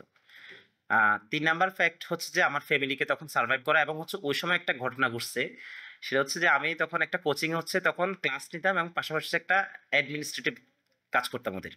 মানে ওদের হচ্ছে তখন হচ্ছে ওইটা একজন ইয়ার ছিল। আ আচ্ছা যাক আপনার পদবিটা না বলি। তো উনি হচ্ছে আমাকে তখন দায়িত্ব দিচ্ছে হচ্ছে স্টুডেন্টদের কাউন্সেলিং মানে স্টুডেন্ট ভর্তি করানো, পোস্টারিং কিরকম হবে, তারপর হচ্ছে ওদের যে প্রোগ্রামগুলো আছে সেই প্রোগ্রামগুলা কিভাবে রান করতে হবে, স্পেশাল যে প্রোগ্রামগুলা, কোয়েশ্চেনগুলো কি হবে, কোন টিচার কিভাবে মানে ফুল প্রোগ্রামগুলা প্ল্যানিং আমি কাজ করতাম। মানে ক্লাস নেওয়ার পাশাপাশি হচ্ছে আমি তখন ওদের অ্যাডমিনিস্ট্রেটিভ পার্টটাও দেখতাম। তো কোনো একটা কারণে একটা সন্ধ্যায় আমার উনাদের সাথে হচ্ছে খুব বাকবিতণ্ডা হয়। মানে আমি যেভাবে চাচ্ছি সেখানে হচ্ছে অন্যান্য স্টাফ এবং হচ্ছে উনি অফিসের মালিক যিনি উনি চাচ্ছিল না। তখন হচ্ছে আমি আসলে রাগ করে তখন ওই মুহূর্তে আসলে আমি ছেড়ে দিই। এবং আমার তখন হচ্ছে আমি অনেকগুলো কোচিং না করে তখন হচ্ছে আমি ওই কোচিং এই ফুল আমি সময় দিতাম। এবং ভালো একটা অ্যামাউন্ট আমি সেখান থেকে পাইতাম। আহ যখন আমি ওইটা ছেড়ে দিই তখন আসলে রাগ করে তো ছেড়ে দিছি, কিন্তু হচ্ছে যে আমার তো তখন টাকার ব্যাকআপ নাই আসলে। তখন আসলে আমি কি করব? তো ওই রাতেই হচ্ছে আমি তখন বিডি জবসে আসলে এপ্লাই করা শুরু করি। তখন মাত্র আমার মনে হয় মাস্টার্স পরীক্ষা শেষ হইছে। আমার মনে হয় মাস্টার্সের ভাইবা যেদিন শেষ হইছে ওইদিনই মনে হয় এই গন্ডগোলটা লেগে গেছে। এরকম কিছু একটা হবে আমার মনে হয়। তো বিডি জবসে আমি তখন হচ্ছে এপ্লাই শুরু করি অনেকগুলা। এপ্লাইয়ের মধ্যে হচ্ছে আমি ২ টা কোম্পানি থেকে ডাক পাই। তো একটা কোম্পানিতে আমি ইপিজেড এর দিকে ছিল। সেখানে কেন জানি আমি জয়েন করিনি। আর হচ্ছে তোমার কালুরঘাট থেকে একটা ডাক পাই, সেটা হচ্ছে একটা ফ্যাক্টরি ছিল, ফ্লেক্সি প্যাক ইন্ডাস্ট্রি। মানে এটা হচ্ছে মূলত আমাদের যে প্যাকেজিং যেটা আছে সেটার প্রিন্টিং এবং ল্যামিনেশন করা হইতো। তো সেইটার হচ্ছে কিউএ হিসেবে দায়িত্ব পাই। তো স্যালারিটা বলি, যদি প্রয়োজন হয় পরে কাট করে দিও। তো সেখানে হচ্ছে আমি আসলে যে স্যালারিতে জয়েন করি আমার কাছে মনে হয় না আমার ইউনিভার্সিটি লাইফের কোনো ফ্রেন্ড ওইরকম অত কম স্যালারিতে কেউ জয়েন করছে। আসলে আমার ওই মুহূর্তে খুব দরকার ছিল সেটা। কারণ হচ্ছে আমি টিউশন ম্যানেজ করে চলতে পারবো, কিন্তু একটা অ্যামাউন্ট দরকার ছিল। এবং আমার ওই সময় আসলে আরেকটা জিনিস অনুধাবন হয়েছে, এটা একটু বলি। আহ স্যালারি কত আচ্ছা, ছিল বন্ধু? বলতেছি। আচ্ছা, ওই সময় আমার একটা জিনিস অনুধাবন হচ্ছে। সেটা হচ্ছে যে আমরা যখন 4th ইয়ার পাস করছি তখন হচ্ছে আমি শিক্ষক নিবন্ধন পরীক্ষা দিছি। আমার লাইফের আসলে তখন একটা গোল হয়ে গেছিল যে আমি টিচার হব। তো কিন্তু আমি রিটেন পরীক্ষা দিচ্ছি এবং আমি বলছিলাম যে যদি আমার উপজেলা থেকে একজন নেয় সেটা আমি হব। এরকম একটা কনফিডেন্স আমার ছিল। কিন্তু রেজাল্ট আসার পরে দেখলাম যে আমার নামটা আসলে আসে নাই। তখন আসলে আমি খুব আশাহত হইছি। তখন শুনলাম হচ্ছে তখন কিছু মনে হয় নিয়ম কানুন ভিত্তিক কোনো জটিলতা ছিল, যে পদে যদি খালি থাকে, শূন্য পদ থাকে তখন হচ্ছে ওই থানা থেকে এরকম কোনো রুলস বা কিছু একটা হয়েছে, বা আমার পরীক্ষা খারাপ হয়েছে, যেটা হোক। তো আসলে আমি খুব আশাহত হয়েছিলাম। তো তখন আমি চিন্তা করলাম যে না, যেহেতু টিচার এবং অনেকদিন যখন টিচিং প্রফেশনে ছিলাম, সেই টিচিং প্রফেশন থেকে আমার কাছে মনে হচ্ছে না, এটা এখান থেকে বের হতে হবে। মানে একটা সময় হয় কি, টিচিং প্রফেশন আসলে খুব ভালো একটা প্রফেশন, কিন্তু একটা সময় তোমার বোর চলে আসে আসলে। বোর চলে আসে কি, ওই একই জিনিস সবসময় স্টুডেন্টদেরকে পড়াতে হয়, নতুনত্ব কিছু ছিল না। আর যেহেতু আমি গভর্নমেন্ট জবের জন্য খুব একটা ট্রাই করবো না, আমি আমার লাইফে বিসিএস পরীক্ষা শুধুমাত্র একবার দিচ্ছি, তাও কোনো প্রিপারেশন ছাড়া, জাস্ট শখের বসে দেয়া যে প্রশ্নটা কেমন হয় সেটা দেখার জন্য। আর হচ্ছে, তো ওই সময় ইন্ডাস্ট্রিতে যাব এবং সবকিছু মিলে আসলে তখন আমাকে চাকরিটা জয়েন করতেছে এবং আমার বেতন ছিল হচ্ছে 11,000 টাকা মাত্র। আমি 11,000 টাকায় আমি হচ্ছে তখন সর্বপ্রথম আমি জয়েন করি। হ্যাঁ, তো না আমার ঠিক আছে তাহলে। মাস্টার্সের রেজাল্ট হচ্ছে এখানে জয়েন করার পরে। তো ওইখানে জয়েন করার পরে আসলে আমার কাছে মনে হয়েছে, যদিও কোম্পানিটা ছোট ছিল, আমার বেতনটা ছোট ছিল, কিন্তু আমার আসলে অনেক বড় একটা অভিজ্ঞতা হয়েছে, যেটা আমি আসলে অনেক বড় বড় মাল্টিনেশনাল কোম্পানিতে জব করে আমি পাবো না। কারণ হচ্ছে ওইটা একটা সম্পূর্ণ লোকাল কোম্পানিতে ছিল। লোকাল কোম্পানিতে জব করার একটা আলাদা একটা চ্যালেঞ্জ আছে। তুমি মাল্টিনেশনাল কোম্পানিতে একটা ভালো একটা পরিবেশ পেয়ে যাবা, ভালো একটা সিস্টেম তৈরি করা থাকে। কিন্তু আসলে লোকাল কোম্পানিতে কখনো সিস্টেম থাকে না, তোমাকে সব সিস্টেম করতে হয়। ওদের অনেক কিছু থাকে না, তাদের কোনো এসওপি নাই, তাদের কোনো মেথড নাই, স্ট্যান্ডার্ড নাই, কোনো একটা অডিট কিভাবে ফেস করবো সেটা নাই। এবং আমি নিজেও যাই না, আমি নিজেও প্রেশার সেখানে আসলে। এবং আমার মনে আছে, তোমাকে একটা বলি, আমি আমার জবের প্রথম দিন আসলে আমার সাথে কি করছে, আমি জবে গেলাম, যাওয়ার পরে দেখি হচ্ছে আহ, একটা নুডলসের প্যাকেট ওনারা করছিল। সেই নুডলসের প্যাকেটের কমপ্লেন আসছে। কমপ্লেন হচ্ছে যখন প্রিন্ট করা হয় সেখানে প্রিন্টগুলো ঠিক মতো হয় না। তো ওরা যে প্যাকেট করছে এখানে অনেক প্যাকেটের মধ্যে এরকম রিজেক্টেড ছিল। তো নুডলস কোম্পানি ওই প্যাকেটগুলো নিবে না, ওরা কি করছে লট ধরে সবগুলো রিজেক্ট করে পাঠিয়ে দিচ্ছে। তো আমি যেদিন গেছি ওই দিনই রিজেক্ট মালটা আসছে। তখন আমাকে আমার সিনিয়র বলছে যে তুমি এখানে বসে, মানে আমি ফ্লোরের মধ্যে বসে, কিউসি রুমের যে ফ্লোরটা আছে সেই রুমের ফ্লোরের মধ্যে বসে তুমি এই প্যাকেটগুলো আলাদা করো। মানে আলাদা করা হচ্ছে যে মানে কোনটা ভালো কোনটা খারাপ, কারণ হচ্ছে ওরা সব তো আর বাদ দিবে না, রিজেক্ট করছে মানে যেগুলো ভালো ওরা আবার সেগুলো পাঠাবে। বুঝতে পারছো? তা আমার মনে হচ্ছে যে সকাল 9টা থেকে 5:30 পর্যন্ত আমি এই কাজটাই করছি। এবং দেখো আমি ওখানে জব করছি মাত্র 3টা মাস। আমি আসলে আমি জানি না আমার মধ্যে কিছু একটা হয়তো বা আছে, যেটা হয়তো বা আমি নিজেও জানি না। মানুষের হয় না যে হিডেন ট্রুথ থাকতে পারে, যে হিডেন ট্যালেন্ট থাকতে জিন পারে, আছে, তোমার অথবা যে মধ্যে ব্লাইন্ড জিন আছে, স্পট থাকে, জিন। কিছু ব্লাইন্ড ট্যালেন্ট থাকে। হ্যাঁ, আমি ওখানে আসলে 3 মাস চাকরি করছি, শোনো। তো 3 মাস চাকরির মধ্যে হয়েছে কি, আমি হচ্ছে জয়েন করছিলাম হচ্ছে শিফটিং অফিসার হিসেবে, মানে আমার শিফট করতে হবে। কিন্তু ওইখানে গেলাম, যাওয়ার পরে যে রেগুলার শিফটে একজন লোক চলে গেছে। এবং ওইখানে কি যাওয়ার পর আমি সবচেয়ে অবাক হয়েছি কি জানো, ইউনিভার্সিটি থেকে পাশ করে শুধুমাত্র আমি আছি, আর কেউ নাই। বাকিরা হচ্ছে হয় ডিপ্লোমা না হচ্ছে ন্যাশনাল থেকে আসছে। তো এবং ওইখানকার এইচআর মানে কি পরিমাণ করা ছিল, ধরো একটা প্রিন্ট যখন দিতাম একবার বেশি 2বার দিলে সেটার জন্য কথা শুনাইতো। শার্টের ইনটা একটু নষ্ট হলে কথা, মানে খুব বাজে বাজে কথা শুনাইতো, বুঝছো? একটা কলমের জন্য গেলে খুব বাজে কথা শুনাইতো, মানে আসলে খুব খুব লাগতো। বাট ওই যে আমি বলছি যে আসলে কিছু করার নাই আমার, তখন আমাকে জবটা করতেই হবে সব মিলেই। মানে আমার আমার সিচুয়েশনটা ওইরকম হয়েছে, এবং আমি তখন এতটুকু বুঝলাম যে আমার তো আসলে কিছু রেজাল্ট খারাপ আছে, আমার যে ক্রেডিট লস হয়ে গেছে বা ওই জিনিস, আসলে বড় কোম্পানি আমাকে কতটুকু ডাকবে, কেনই বা ডাকবে, আসলে আমার মধ্যে কি যোগ্যতা আছে, আমি তখন মনে করতাম। এই যেমন আমাকে এখন আমি আমি অবাক হই যখন আমাকে অনেকে বলে যে একটা জবের জন্য অনেকে বলে, তো তাদেরকে যখন আমি এরকমও জব হচ্ছে যে আমি পরিচিত কাউকে হয়তো 15-20 হাজার টাকা বেতনের অনেক সময় অফার আসে, তাই তুমি জানো যে হয়, ওরা দেখে যে সেটাতে জয়েন করতে চায় না, তাদের প্রথম কথা হচ্ছে তারা 30-35 ছাড়া জয়েন করবে না আসলে। তো বাট আমি আমি জানি যে সেখানে আমি 10-11 হাজার টাকা জয়েন করছি, এবং হচ্ছে এবং কি যে অবস্থাটা ছিল 3 মাস, কিন্তু ওই 3 মাসে দেখো আমি শিফটিং অফিসার জয়েন করার পরেও আমার কাছে মনে হয় যে আমি কখন নাইট শিফট আমাকে করতে হয় নাই। কেন জানি সেখানে মানে খুব অল্প সময়ের মধ্যে আমি সবার খুব কাছের হয়ে যাই, এবং সবাই আমাকে পছন্দ করে। তখন আমাকে হচ্ছে জেনারেল শিফটে ডিউটি দেয়, এবং হচ্ছে জেনারেল শিফটে যে কাজগুলো ছিল তখন মানে 1 সপ্তাহের মধ্যে সিনারি চেঞ্জ হয়ে যায়। তখন হচ্ছে যে আমি শুধুমাত্র হচ্ছে তখন যে বিভিন্ন রকম ক্লায়েন্টের যে স্পেশাল যে রিকোয়ারমেন্ট গুলো ছিল, যে শেড কার্ড যে ডেভেলপ করা, ওদের যে অ্যাপ্রুভাল করা, বা হচ্ছে কিউসির একটা বড় ভালো একটা ডিসিশন দেওয়া যে কি হচ্ছে, ওই জিনিসটা তখন আমাকে দেয়। এবং হচ্ছে ওইখানকার যে জিএম ছিল উনি আমাকে খুবই পছন্দ করতো। তো এভাবে হচ্ছিল, এবং 3 মাসের মাথায় হচ্ছে আমি ওনাদের কমপ্লায়েন্সের একটা দায়িত্ব পাই, যে যেখান থেকে কোনো কমপ্লেন আসবে সেখানে আমি ভিজিট করব। তো ফার্স্ট ভিজিটটা আমার হচ্ছে প্রোডাকশন ইনচার্জ যিনি ওনার সাথেই দিয়েছিল। আমি 5টা কোম্পানিতে ভিজিট করছিলাম, অনেক বড় বড় 5টা কোম্পানিতে গেছিলাম, এবং একটা কোম্পানিতে হচ্ছে ইউনিলিভার, সেখানে আমি সেই ডেভেলপ করার জন্য অ্যাপ্রুভ করার জন্য আমাকে একাই পাঠানো ছিল। তো আমার জন্য আসলে জীবনের এটা ছিল একটা বড় একটা অর্জন, যে আমি অল্প সময় কাজ করলাম, কিন্তু হচ্ছে সবাই আমাকে ভালো ভাবতেছে, এবং তারা নিজেদের মতো করে একটা চিন্তা করলো। কিন্তু 3 মাস পরে হচ্ছে আমার তখন হচ্ছে কি একটা থার্ড পার্টি টেস্টিং ল্যাবরেটরি থেকে অফার পাই। তো সেখানে আসলে খুব একটা যে ভালো অফার পাই তা না, বাট এখন যা পাইতাম তার থেকে ডাবল স্যালারি পাইছি আর কি, এতটুকুই। তো এবং সেটা ওইটা সম্পর্কে থার্ড পার্টি ল্যাবরেটরি সম্পর্কে আমাদের আসলে কেউ জানে না। তুমি দেখো মানে আমরা আসলে এমন জায়গায় মানে আমাদের ইউনিভার্সিটি সিস্টেম গুলো আমার কাছে যেটা ভালো লাগে না সেটা হচ্ছে যে তোমার আমরা যখন পড়াশোনা পাশ করে বের হব সবাই আমাদেরকে বিসিএস এর কথা বলে, সবাই আমাদেরকে দেশের বাইরে যাওয়ার কথা বলে, সবাই আমাদেরকে বলে হচ্ছে যে তুমি ফার্মাসিউটিক্যালে জব করবা, এটার কথা বলে। কিন্তু বাংলাদেশে যে আরো অনেকগুলো ইন্ডাস্ট্রি আছে সেটা সম্পর্কে আমাদেরকে কেউ জানে না আসলে। মানে আমার কাছে এটা আসলে খুব খারাপ লাগে, এবং হচ্ছে আমাদের পড়াশোনার মধ্যে এগুলোর মধ্যে কোনো রিলেশন নাই। সেই সেই খালি জায়গাটা পূরণ করার জন্য আমরা আগে আসছি। তো আসলে হচ্ছে দেখো এই মানে আমি ইউনিভার্সিটি থেকে তো অনেক কিছু শিখছি, এবং আবার বাইরে আসার পর আমার কাছে মনে হয় যে আমি আমার মানে চাকরি জীবনে এসে সেখানে আসলে আমি খুব ভালো ভালো কিছু বস পাইছি। এখনকার বস বলো বা আগের বস বলো, এখনকার যে কোম্পানি যে পলিসি বলো, যে ছোট কোম্পানি প্রথম যেটা বললাম না, আমার কাছে মনে হয় সেখান থেকে আমি অনেক কিছু শিখছি লাইফে, মানে কিভাবে অ্যাবজর্ব করতে হয়। এবং শুধু সেটা না, কর্পোরেট লেভেলে একটা জিনিস দেখবা সেটা হচ্ছে তুমি সবসময় শুধুমাত্র মানে অ্যাবজর্ব করলে হবে না, তোমাকে মাঝে মাঝে কিন্তু রিয়েক্ট করতে হয়।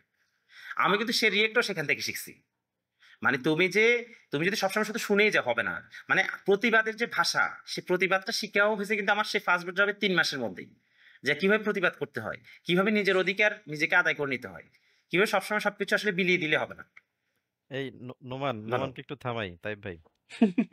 ও এই যেহেতু ওই যে এই ট্রেনকে থামাইতে হবে মাঝে মাঝে, না হলে না ও প্রতিবাদের কথা বলছে না, ট্রেন আমার যে আমার নাইস ভাবে গতিতে না আগাচ্ছে এখন আমরা থামাইতেছি শুনতেই ভাই, থাকবো। থামাইতেছি আমার স্বার্থে। আমার একটা গল্প আছে এখানে, এটা খুব অ্যাড হ্যাঁ করতে মজার বলো। হবে। গল্প বলছেন নোমান, নাইস, থ্যাংক ইউ বন্ধু। হ্যাঁ হ্যাঁ, আমার গল্পটা একটু বলি। আমি প্রথম চাকরি করতাম তো বিএসআরএম, 3 মাস চাকরি করছি আর কি। তো দুঃখজনক ব্যাপার হলো আমরা ওইখানে বাংলাদেশ থেকে গ্রাজুয়েশন তারপর মাস্টার্স এসব করে যেসব পোস্টে ঢুকি সেসব পোস্টে ইন্ডিয়ানরা এই এসএসসি পাস ইন্টার পাস করে ওইখানে চাকরি করে আর কি। একটাই কারণ, ওদের রাইট। হচ্ছে স্টিল বা হেভি ইন্ডাস্ট্রিতে অনেক স্কিল ছিল। তো যাই হোক, ওরা কাজ জানতো স্কিল জানতো সবই ঠিক আছে, কিন্তু এই পড়াশোনা না থাকলে যা হয় যে আচার আচরণ তো আর শিখবো, তো শিখে নাই। তো ওখানে একটা লোক ছিল, এর নাম ছিল মহাবীর, বুঝছেন, ইয়া এরকম গোফ ছিল, জেনারেল ওসমানীর মতো। তো সে ছিল প্রোডাকশন অফিসার, আমি ছিলাম ওই ল্যাবে। তো প্রোডাকশন থেকে সে করতো কি স্যাম্পল নিয়ে আসতো, স্যাম্পল আসলে আমি টেস্ট করে দিতাম। যাই হোক, তো ওইখানে আবার ওই এক সাইডে কফি বানানো যেত। তো ল্যাব বয় ওদেরকে বললো ওরা কফি দিয়ে যেত আর কি। তো একদিন ল্যাব বয় নাই, ল্যাব বয় না থাকলে হয় কি অফিসাররা নিজেরাই কফি বানায়। তো আমি বানাইতে গেছি, এখন মহাবীরও কফি বানাইতে আসছে, আমার পরে আসছে। কিন্তু সে ভালো, আমি বানাচ্ছি মাঝপথে, সে তো ওয়েট করবে বা বলবে যে তোমার পরে। সে আইসাই আমাকে একদম এমন, এই সর পুরাই আমি দিছে। কফি বানাবো, এরকম টাইপ একটা অবস্থা হচ্ছেন। আমি তো বেচারা মাত্র 1 সপ্তাহ হয়েছে, খুব হার্ট ব্রোকেন, কি করবো হুম। বুঝতেছি না। তো এক বড় ভাই ছিল, ওনাকে বললাম যে ভাই এই মহাবীর তো আমার সাথে এই কাজ করছে, ফোনে বললাম আর কি। উনি বলতেছে শোনো, তুমি এর বিচার টিচার দিয়ে কিচ্ছু করতে পারবে না, এর একটাই ওষুধ আছে, তোমার আমি বলে দিচ্ছি ওষুধ। বললাম ভাই বলেন। তো ওষুধ দিচ্ছে, ও তোমার সাথে যখন মিসবিহেভ করবে তুমিও সাথে সাথে ওর সাথে মিসবিহেভ করে দিবা, ঠিক আছে? এটাই হচ্ছে একমাত্র ওষুধ। তা প্রতিবাদের আমি ওষুধ। এর পরের অপরচুনিটি কাজে লাগাই। এর পরের বার যখন ও আমার কাছে স্যাম্পল নিয়ে আসছে, ওইখানে মানে ও স্যাম্পল যত দেরি করাবো তত কিন্তু ওর সমস্যা। আমি ওর ওখানে ইচ্ছা করে দেরি করাইছিলাম, বুঝছেন? এবং এরপর থেকে মহাবীর আমার সাথে একটু ঠিক হয়েছে। ভালো আচরণ করছে আর কি। না, না, এটাই বন্ধু আসলে এটা নাইস কভার করছে। হ্যাঁ, আসলে মানে এই এটাই আসলে প্রতিবাদের আমাদেরকে ভাষাটাও ভালো শিখতে হয়। হুম, আমাদেরকে ভালো ব্যবহারও করতে হয়, আবার হচ্ছে আসলে খারাপ ব্যবহার করতে। কিছু সময় কিছু মানুষের মন জয় করতে হয় ভালো ব্যবহার দিয়ে, আবার কিছু মানুষকে অধীনে নিয়ে আসতে হয় খারাপ ব্যবহার দিয়ে। হুম, তো nice. আচ্ছা, তো আসলে এখন হচ্ছে কি, আচ্ছা আগাই, হ্যাঁ? হুম। হুম, আচ্ছা।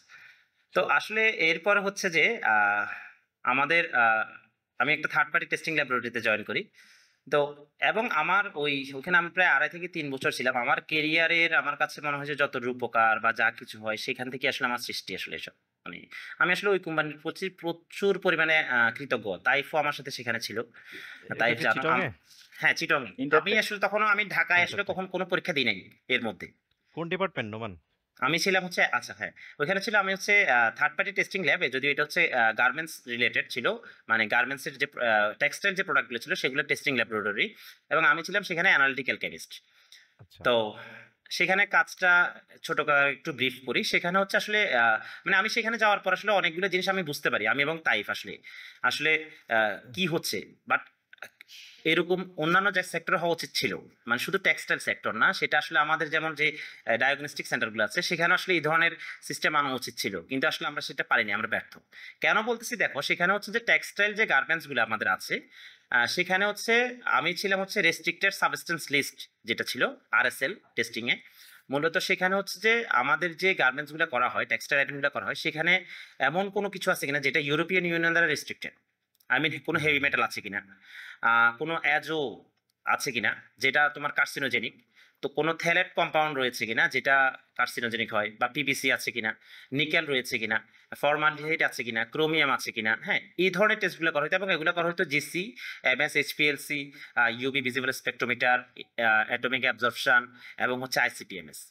তো এবং সেখানে যাওয়ার পর হচ্ছে আসলে আমার দেখলাম আমি খুব মজা নিয়ে কাজটা করছি, এবং সেখানে গিয়ে আমার আসলে অনেকগুলো জিনিস আমার কাজে লাগছে। হচ্ছে একটা হচ্ছে সবচেয়ে বেশি কাজের হচ্ছে ম্যাথামেটিক্যাল টার্ম যেটা ছিল, সেখানে হচ্ছে তোমার ক্যালকুলেশনের জন্য বিভিন্ন এরিয়া ভিত্তিক যে ক্যালকুলেশনগুলো ছিল, তারপর হচ্ছে বিভিন্ন রকম সলিউশন তৈরি করার জন্য সেখানে তুমি জানো যে আমাদের প্রত্যেকটা স্ট্যান্ডার্ড তৈরি করতে হতো। স্ট্যান্ডার্ড যে কার্সিনোজেনিক যে কম্পাউন্ডগুলো ছিল, রেস্ট্রিক্টেড কম্পাউন্ড, সেগুলোর স্ট্যান্ডার্ড করা হতো পিপিএম লেভেল এবং পিপিবি লেভেলে। সেখানে আমাদের ট্রেস করা হতো, যেমন হেভি মেটালগুলো হচ্ছে আইসিপিএমএস হচ্ছে পিপিবি লেভেল পর্যন্ত ট্রেস করা হতো। এবং সেখানে শুধুমাত্র যে আমি যে টেস্টিং যে কাজগুলা যে সেটা শুধু শিখি নাই, বা যে বিভিন্ন ইনস্ট্রুমেন্টেশন যেটা আছে সেটা না, শুধু সেখানে আসলে আমি একটা মানুষ কিভাবে হইতে হবে, একটা মানুষ অন্যজনকে কিভাবে আহ মিশতে হবে অন্যজনের সাথে। যেমন সেখানে আসলে আমি যখন প্রথম জয়েন করছি, সেখানে আমি একজনের নাম বলি, উনি আমাদের ইউনিভার্সিটির একজন বড় ভাই। আমি ওনাকে আমার লাইফের এখনো পর্যন্ত মেন্টর ভাবি। সেটা হচ্ছে আজিজ ভাই। তাইফ জানো সেটা। তো ভাইয়াকে আমরা আনবো কত অবশ্যই। সেশন? ওনার সেশন কত? উনি আমাদের কয় বেস সিনিয়র ছিল রে? 5 5 5 বেস মনে হয় না, 5 বেস সিনিয়র কেমিস্ট্রি? ছিল। কেমিস্ট্রি? কেমিস্ট্রি, হুম, কেমিস্ট্রি। তো সেরা একটা উনি মানুষ, সেরা একটা মানুষ মানে উনি আসলে। উনি আসলে অন্য লেভেল। উনি মানুষ মানে একটা ছেলেকে এত সুন্দরভাবে নার্সিং করতে পারে, মানে চিন্তা করতে পারে না। আমাকে আসলে অনেক নার্সিং করছে উনি, ভাই অনেক এখন ব্যাপারে। কই আছে? উনি এখন কম্বোডিয়া আছে। আচ্ছা, উনি হচ্ছে আমাদের সেই টেস্টিং ল্যাবরেটরি থেকে হচ্ছে আমরা একসাথেই ছিলাম। আমরা চলে আসার পর উনি সেখানে চিটং এ ছিল, উনি আমাদের টিম লিডার ছিল। এরপর হচ্ছে গত বছর হচ্ছে উনি হচ্ছে কম্বোডিয়া ট্রান্সফার হয়ে যায়। তো আসলে এটা ইন্টারটেক আসলে থেকেই, উনি হ্যাঁ। রিজার্ভ করে শুধু কম্বোডিয়া না, আমি আশা করি হচ্ছে উনি ওয়ান্স আপন টাইম হয়তো বা এশিয়া প্যাসিফিক জন্য হেড হতে পারে। তো ডিজার্ভ করে। এশিয়া প্যাসিফিক না, হয়তো বা দেখা গেছে আরো বড় কিছু হতে পারে, ঠিক আছে? আচ্ছা, হোক, এখন হোক, হচ্ছে ভাই হোক। আমি বলি ও উনি আচ্ছা, আমার, উনি ইন্টারটেকেরই ওই কম্বোডিয়াতে আছে, তাই তো? হ্যাঁ হ্যাঁ, হ্যাঁ, ও ওখানে নাইস, চলে নাইস। গেছে গ্লোবালি। হুম। সেম গ্লোবাল চলে গেছে। আচ্ছা, হুম, হুম, হুম। উনি আমাকে, আমি বলি এটা আসলে আমাদের লাইফে অনেকের জন্য একটা শিক্ষা, একটা কথা শিখেছিল উনি আমাকে। সেটা হচ্ছে যে উনি আমাকে বলছে, নোমান দেখো তোমাকে এখানে যে অ্যাসাইন করা হচ্ছে যে কাজের জন্য, টেস্টিং কাজগুলা, এগুলা তুমি যদি করতে নাও চায়, কোম্পানি তোমাকে এটার জন্য বেতন দেয়, সেই জন্য তোমাকে এটা অবশ্যই করাই ছাড়বে এবং শিখে ছাড়বে। তোমাকে নিজ থেকে শিখতে হবে না, কোম্পানি তোমাকে এটা শিখাবে। কিন্তু তুমি নিজ থেকে শিখবা কি? তুমি নিজ থেকে শিখবে হচ্ছে কোম্পানি যেগুলো তোমাকে শিখাবে না, ম্যানেজমেন্ট ওয়ার্ক। তোমাকে টেস্টিং কাজ ওনারা শিখাবে, ওনাদের লাভের জন্য শিখাবে, কারণ তোমাকে বেতন দিচ্ছে। কিন্তু তোমাকে ওনারা ম্যানেজমেন্ট ওয়ার্কগুলো শিখাবে না। ম্যানেজমেন্ট ওয়ার্ক তুমি এই জন্য শিখবা যাতে তোমার কেরিয়ারের অ্যাডভান্সমেন্টটা ভালো হয়, তুমি যেন সামনের দিকে আগাতে পারো। কারণ তুমি এই কাজ তো সবাই করতেছো, তোমরা যারা 5 জন কেমিস্ট আছো, কিন্তু তুমি যখন দেখাবে তুমি যখন এর বাইরে আরেকটা কাজ শিখে ফেলছো, তখন তোমার ক্যারিয়ারটা অ্যাডভান্স হবে। আমাদের আসলে লার্নিংটা সবার মধ্যে থাকে না। আমি দেখি যে আসলে জুনিয়র বা সিনিয়র অনেকে আছে, তারা হচ্ছে যে কাজটা মানে শুধুমাত্র করতেছে, ওই গণ্ডির বাইরে আসলে কেউ বেরোতে চায় না। মানে বিশেষ করে হচ্ছে যখন আমরা জব লাইফে যাই। কিন্তু আসলে এটা আমাদের জন্য দরকার যে আমার যে কাজটা আছে কোর জব, সেই কোর জবের পাশাপাশি কোম্পানির অন্যান্য জবগুলো হচ্ছে শিখে। এবং আমি এখনো পর্যন্ত আমি আজিজ ভাইয়ের এই কথাটাকে মনে রেখে আমি যে কোনো জায়গায় যাই না কেন, আমি সবসময় চেষ্টা করি হচ্ছে আমার সিনিয়র কি করে সেটা আমি যদি করতে পারি, বা আমার অন্য একজন কলিগ, অন্য ডিপার্টমেন্টের কলিগ যেটা করে সেটা যদি আমি করতে পারি। কারণ হচ্ছে এটাই হচ্ছে আমার ঝুড়িটাকে ভারী করবে। নোমান, তোমার কারেন্ট জব সম্পর্কে জানতে চাই। আচ্ছা, তো ফ্ল্যাগশিপ জব। আচ্ছা, এরপর হচ্ছে আসলে ওইখান থেকে যখন আমরা হলো, এরপর হচ্ছে আমি আসলে বর্তমান হচ্ছে এখন একটা পেইন্ট ইন্ডাস্ট্রিতে আছি, বার্জার পেইন্টস বাংলাদেশ লিমিটেড। তো এটা হচ্ছে আসলে বাংলাদেশের হচ্ছে টপ ম্যানুফ্যাকচারিং পেইন্ট কোম্পানি। তো এটা তো এখানে ইন্ডিয়ান আসলে কোম্পানি নাকি হ্যাঁ মাল্টিন্যাশনাল? মাল্টিন্যাশনাল কোম্পানি না হ্যাঁ বার্জার? মাল্টিনেশনাল কোম্পানি, মানে বাংলাদেশের মধ্যে টপ ম্যানুফ্যাকচারিং পেইন্ট কোম্পানি আর কি, যতগুলো পেইন্ট কোম্পানি আছে। এবং হচ্ছে আমাদের হচ্ছে মার্কেট শেয়ার অ্যারাউন্ড 60-70% সবচেয়ে আমাদের দোকানে। পেমেন্টটাও ভালো দেয়। তো আসলে বার্জার আমাকে যে চুজ করছে এটার জন্য আসলে আমি বার্জারের কাছে কৃতজ্ঞ। আসলে এটা আসলে অনেকের ড্রিম জব থাকে, আমারও ড্রিম জব ছিল। আগে ছিল না, যখন আমি ইন্টারটেকে জয়েন করি, যখন আসলে কেরিয়ার সম্পর্কে বিভিন্ন রকম ইন্ডাস্ট্রি সম্পর্কে আমি জানি, এবং টপ যদি কয়েকটা কোম্পানি বলা হয় তখন আসলে আমাদের জন্য বার্জার ছিল অন্যতম একটা টপ কোম্পানি। এবং আমার যে ফ্রেন্ডরা আছে বা জুনিয়র ছিল, সিনিয়র ছিল, প্রত্যেকটা মানুষের কাছে আসলে শুনতাম। তখন আমার কাছে আসলে ইচ্ছে হলো যে আসলে এটা হয় কিভাবে। তো বার্জার আসলে নিয়োগ প্রক্রিয়াটা আসলে খুবই অন্যরকম একটা, মানে এই ধরনের নিয়োগ প্রক্রিয়া অন্য কোথাও নাই। এবং সেটা আমার জন্য সম্পূর্ণ একটা নিউ এক্সপিরিয়েন্স ছিল। তো নোমান, আমরা যেই ফ্যাক্টরিতে করতে গেছিলাম, হুম হুম এই চিটং ওইখানে কি আমাদের তুমি যে আছো? ইন্ডাস্ট্রিয়াল ট্যুরে গেছিলাম, রাইট? ওখানেই আছো তুমি? না না, ওই আমি হচ্ছে ঢাকা ফ্যাক্টরিতে। ও, তুমি ঢাকায়? আমি হচ্ছে ঢাকা ফ্যাক্টরিতে রিসার্চ এন্ড ডেভেলপমেন্টে। আচ্ছা, এখানে বলি আমি এই নাইস নাইস। আমি হচ্ছে এই চাকরিটার উদ্দেশ্যে আমি এর আগে হচ্ছে কখনো আসলে চিটং এর জন্য, ঢাকার জন্য পরীক্ষা দিই, মানে চিটং এর বাইরে কখনো জব করবো এটা আমি চিন্তা করি নাই। তোমরা তোমার জানো বাসা যে কোথায়? তোমার বাসা কোথায় এখন? এখন আমি এতদিন ছিলাম সাভারে ছিলাম, এখন হচ্ছে ঢাকায় আছি, কল্যাণপুর বাসা, এই গত মাসে শিফট হয়েছি। তাইলে তোমার সাথে দেখা হবে আমার হ্যাঁ, ইনশাল্লাহ। তুমি তো মনে হয় মিরপুরের দিকে থাকো, তাই না? না না, আমি আছি শনিরাকড়ায়, যাত্রাবাড়ির এদিকে আর কি। আচ্ছা আচ্ছা আচ্ছা, বুঝতে আচ্ছা পারছি। নোমান, হুম তাইপে কিছু বলবেন নাকি? নোমান, না, আমি অলরেডি যেহেতু বলছি। হ্যাঁ, হ্যাঁ, যেহেতু ওই যে বার্জারের যে নিয়োগ প্রক্রিয়াটা, এটা আমাদের অন্যান্য ইন্ডাস্ট্রি থেকে একটু ভিন্ন। হুম। তো এইটা একটু গাইডলাইন আকারে শেয়ার করো। তো এইটা তো আসলে অনেকেরই ড্রিম জব। হ্যাঁ, এখন কিভাবে অ্যাচিভ আমারও করা ড্রিম জব। যায় আর কি। আচ্ছা, এটা হচ্ছে কি আসলে আমাদের এটা বার্জারের নিয়োগটা। তুমি একটু শর্ট করে বলবা, যাতে আমরা এটা আবার করব, রিলস টিলস বানাবো আর কি। আচ্ছা, আমি চেষ্টা করি, আমি তো শর্টে আসলে কথা বলতে পারি না, এটা হচ্ছে সমস্যা আমার। না, এটাও শিখতে হবে। ব্রড। বলো। আচ্ছা, আমাদের এই বলার আগে একটু বলি, হুম। অনেকেই হচ্ছে আসলে নক দেয়, যেটা সেটা হচ্ছে যে ভাই সিভিটা একটু রেফার করে দিন। মানে বার্জারটা হচ্ছে এমন একটা জিনিস, তাই খুব ভালো করে জানো যে আমাদের আসলে এখানে সিভি রেফারটা হয় না আসলে। বার্জার নিয়োগ প্রক্রিয়াটা প্রথমটা হচ্ছে সম্পূর্ণ হচ্ছে থার্ড পার্টি এইচআর, কোন একটা পলিসি বা কোম্পানি দিয়েই করা হয়। সিভি সিলেকশন থেকে শুরু করে পরীক্ষাটা, ফাইনাল ভাইবাটা হচ্ছে বার্জার নেই। হ্যাঁ, তো এখানে হচ্ছে এটা শুধুমাত্র বার্জার না, এই প্রক্রিয়া আমি কথা বলে দেখলাম, সেটা হচ্ছে যে বড় বড় যে কোম্পানির নিয়োগগুলো হয় বাংলাদেশে, ধরো ভ্যাট, হ্যাঁ, ওদের নিয়োগ প্রক্রিয়াটা আমাদের থেকেও টাফ এবং প্রায় সেম। মানে থার্ড পার্টি এইচআর কোম্পানি দিয়ে নেয় এরা, হচ্ছে মেরিকো, এরা মূলত এভাবেই নেয় যারা প্রেশার নেয়। এবং হচ্ছে একবারে প্রেশার নেয় না, ওরা হচ্ছে কিছুটা এক্সপিরিয়েন্স নেয়, আমি যতটুকু বুঝলাম 2 থেকে 2.5 বছর। তো নিয়োগ প্রক্রিয়াটা হচ্ছে যে মূলত হচ্ছে প্রথম চ্যালেঞ্জটা হচ্ছে ওনারা যে ডে লং সেশনটা রাখে, সেই ডে লং সেশনে যেটা করে সেটা হচ্ছে তোমাকে বিভিন্ন রকম পারফরমেন্স ওনারা চেক করে।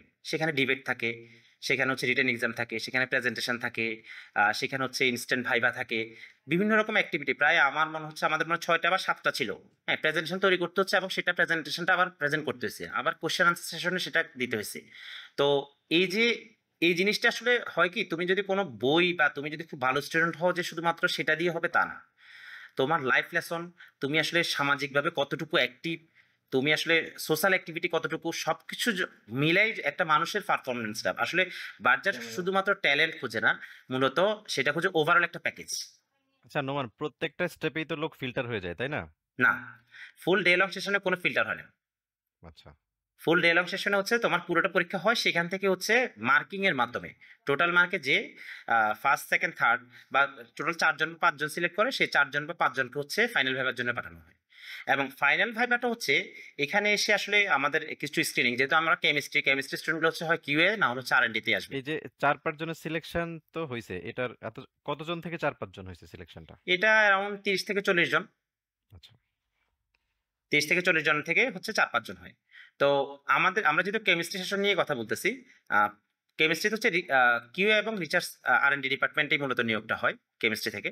তো সেখানে হচ্ছে ফাইনাল যখন ভাইবা হয়, সেখানে এসে হচ্ছে যে আহ, এবার তোমাকে খুব একটা কঠিন পরীক্ষা দিতে হবে আসলে ভাইভাতে, ফাইনাল ভাইভাতে। সেটা হচ্ছে সেখানে তো এইচআর তো থাকবে, এইচআর কোশ্চেন, বাট হচ্ছে টেকনিক্যাল যে কোশ্চেনগুলো হয় সেগুলো হচ্ছে তোমাকে মানে ফুল নলেজেবল এবং হচ্ছে তোমাকে ফুল বেসিক ক্লিয়ার করে থাকতে হবে। মানে সেটা ফিজিক্স, কেমিস্ট্রি, ম্যাথ, যাতে তোমার বেসিকটা যদি ক্লিয়ার না হয়, তুমি যদি শুধুমাত্র মুখস্থ করে থাকো, আসলে আমি জানি না কতটুকু তুমি সেটা এক্সপ্লেন করতে পারবা। এটা কোন লেভেলের লাগবে? মানে ফিজিক্স, কেমিস্ট্রি, ম্যাথ এটা কি মাধ্যমিক লেভেল নাকি ইন্টারমিডিয়েট লেভেল? এটা ওভারঅল সবকিছুই মাধ্যমিক, ইন্টারমিডিয়েট বা অনার্স লেভেল সবগুলা মিলেই হয় সেখানে। আচ্ছা।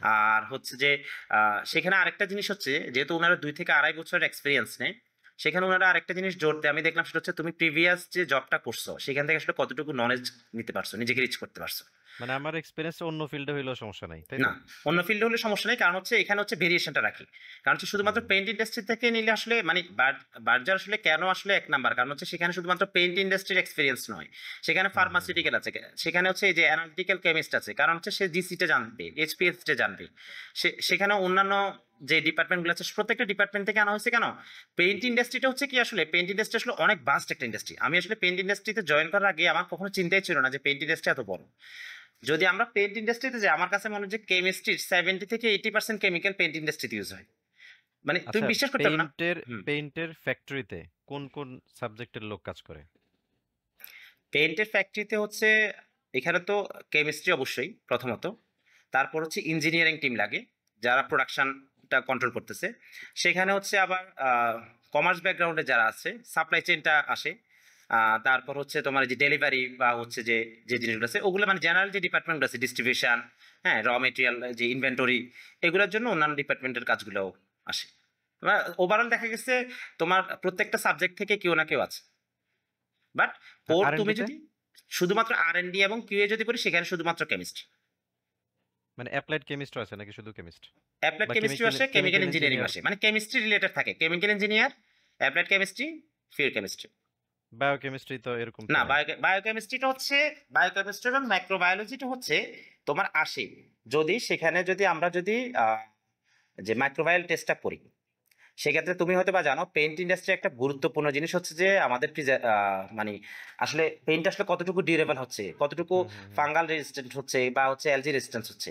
তো সেটার জন্য যে টেস্টিং প্রসিডিউর, আমরা যেহেতু পেইন্ট ইন্ডাস্ট্রিতে আমরা এক নাম্বার, আমরা আসলে সবগুলো টেস্টই করি যে আসলে এখানে কোনো ফাঙ্গাল গ্রো করবে কিনা, কোনো মাইক্রোবায়াল গ্রো হবে কিনা।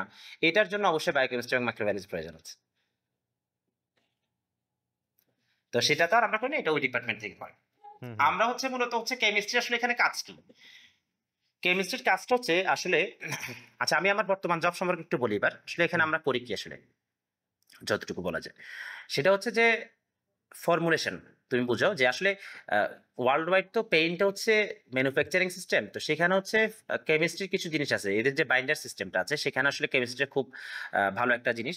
এবং আমি লাকিলি হচ্ছে আমি সেই ডিপার্টমেন্টে বসছি, লাকিলি বা আনলাকিলি বলতে পারো। কাজটা আসলে বেশ কষ্টকর, পলিমার কেমিস্ট্রি নিয়ে কাজ করতে হয় আমাকে বর্তমানে।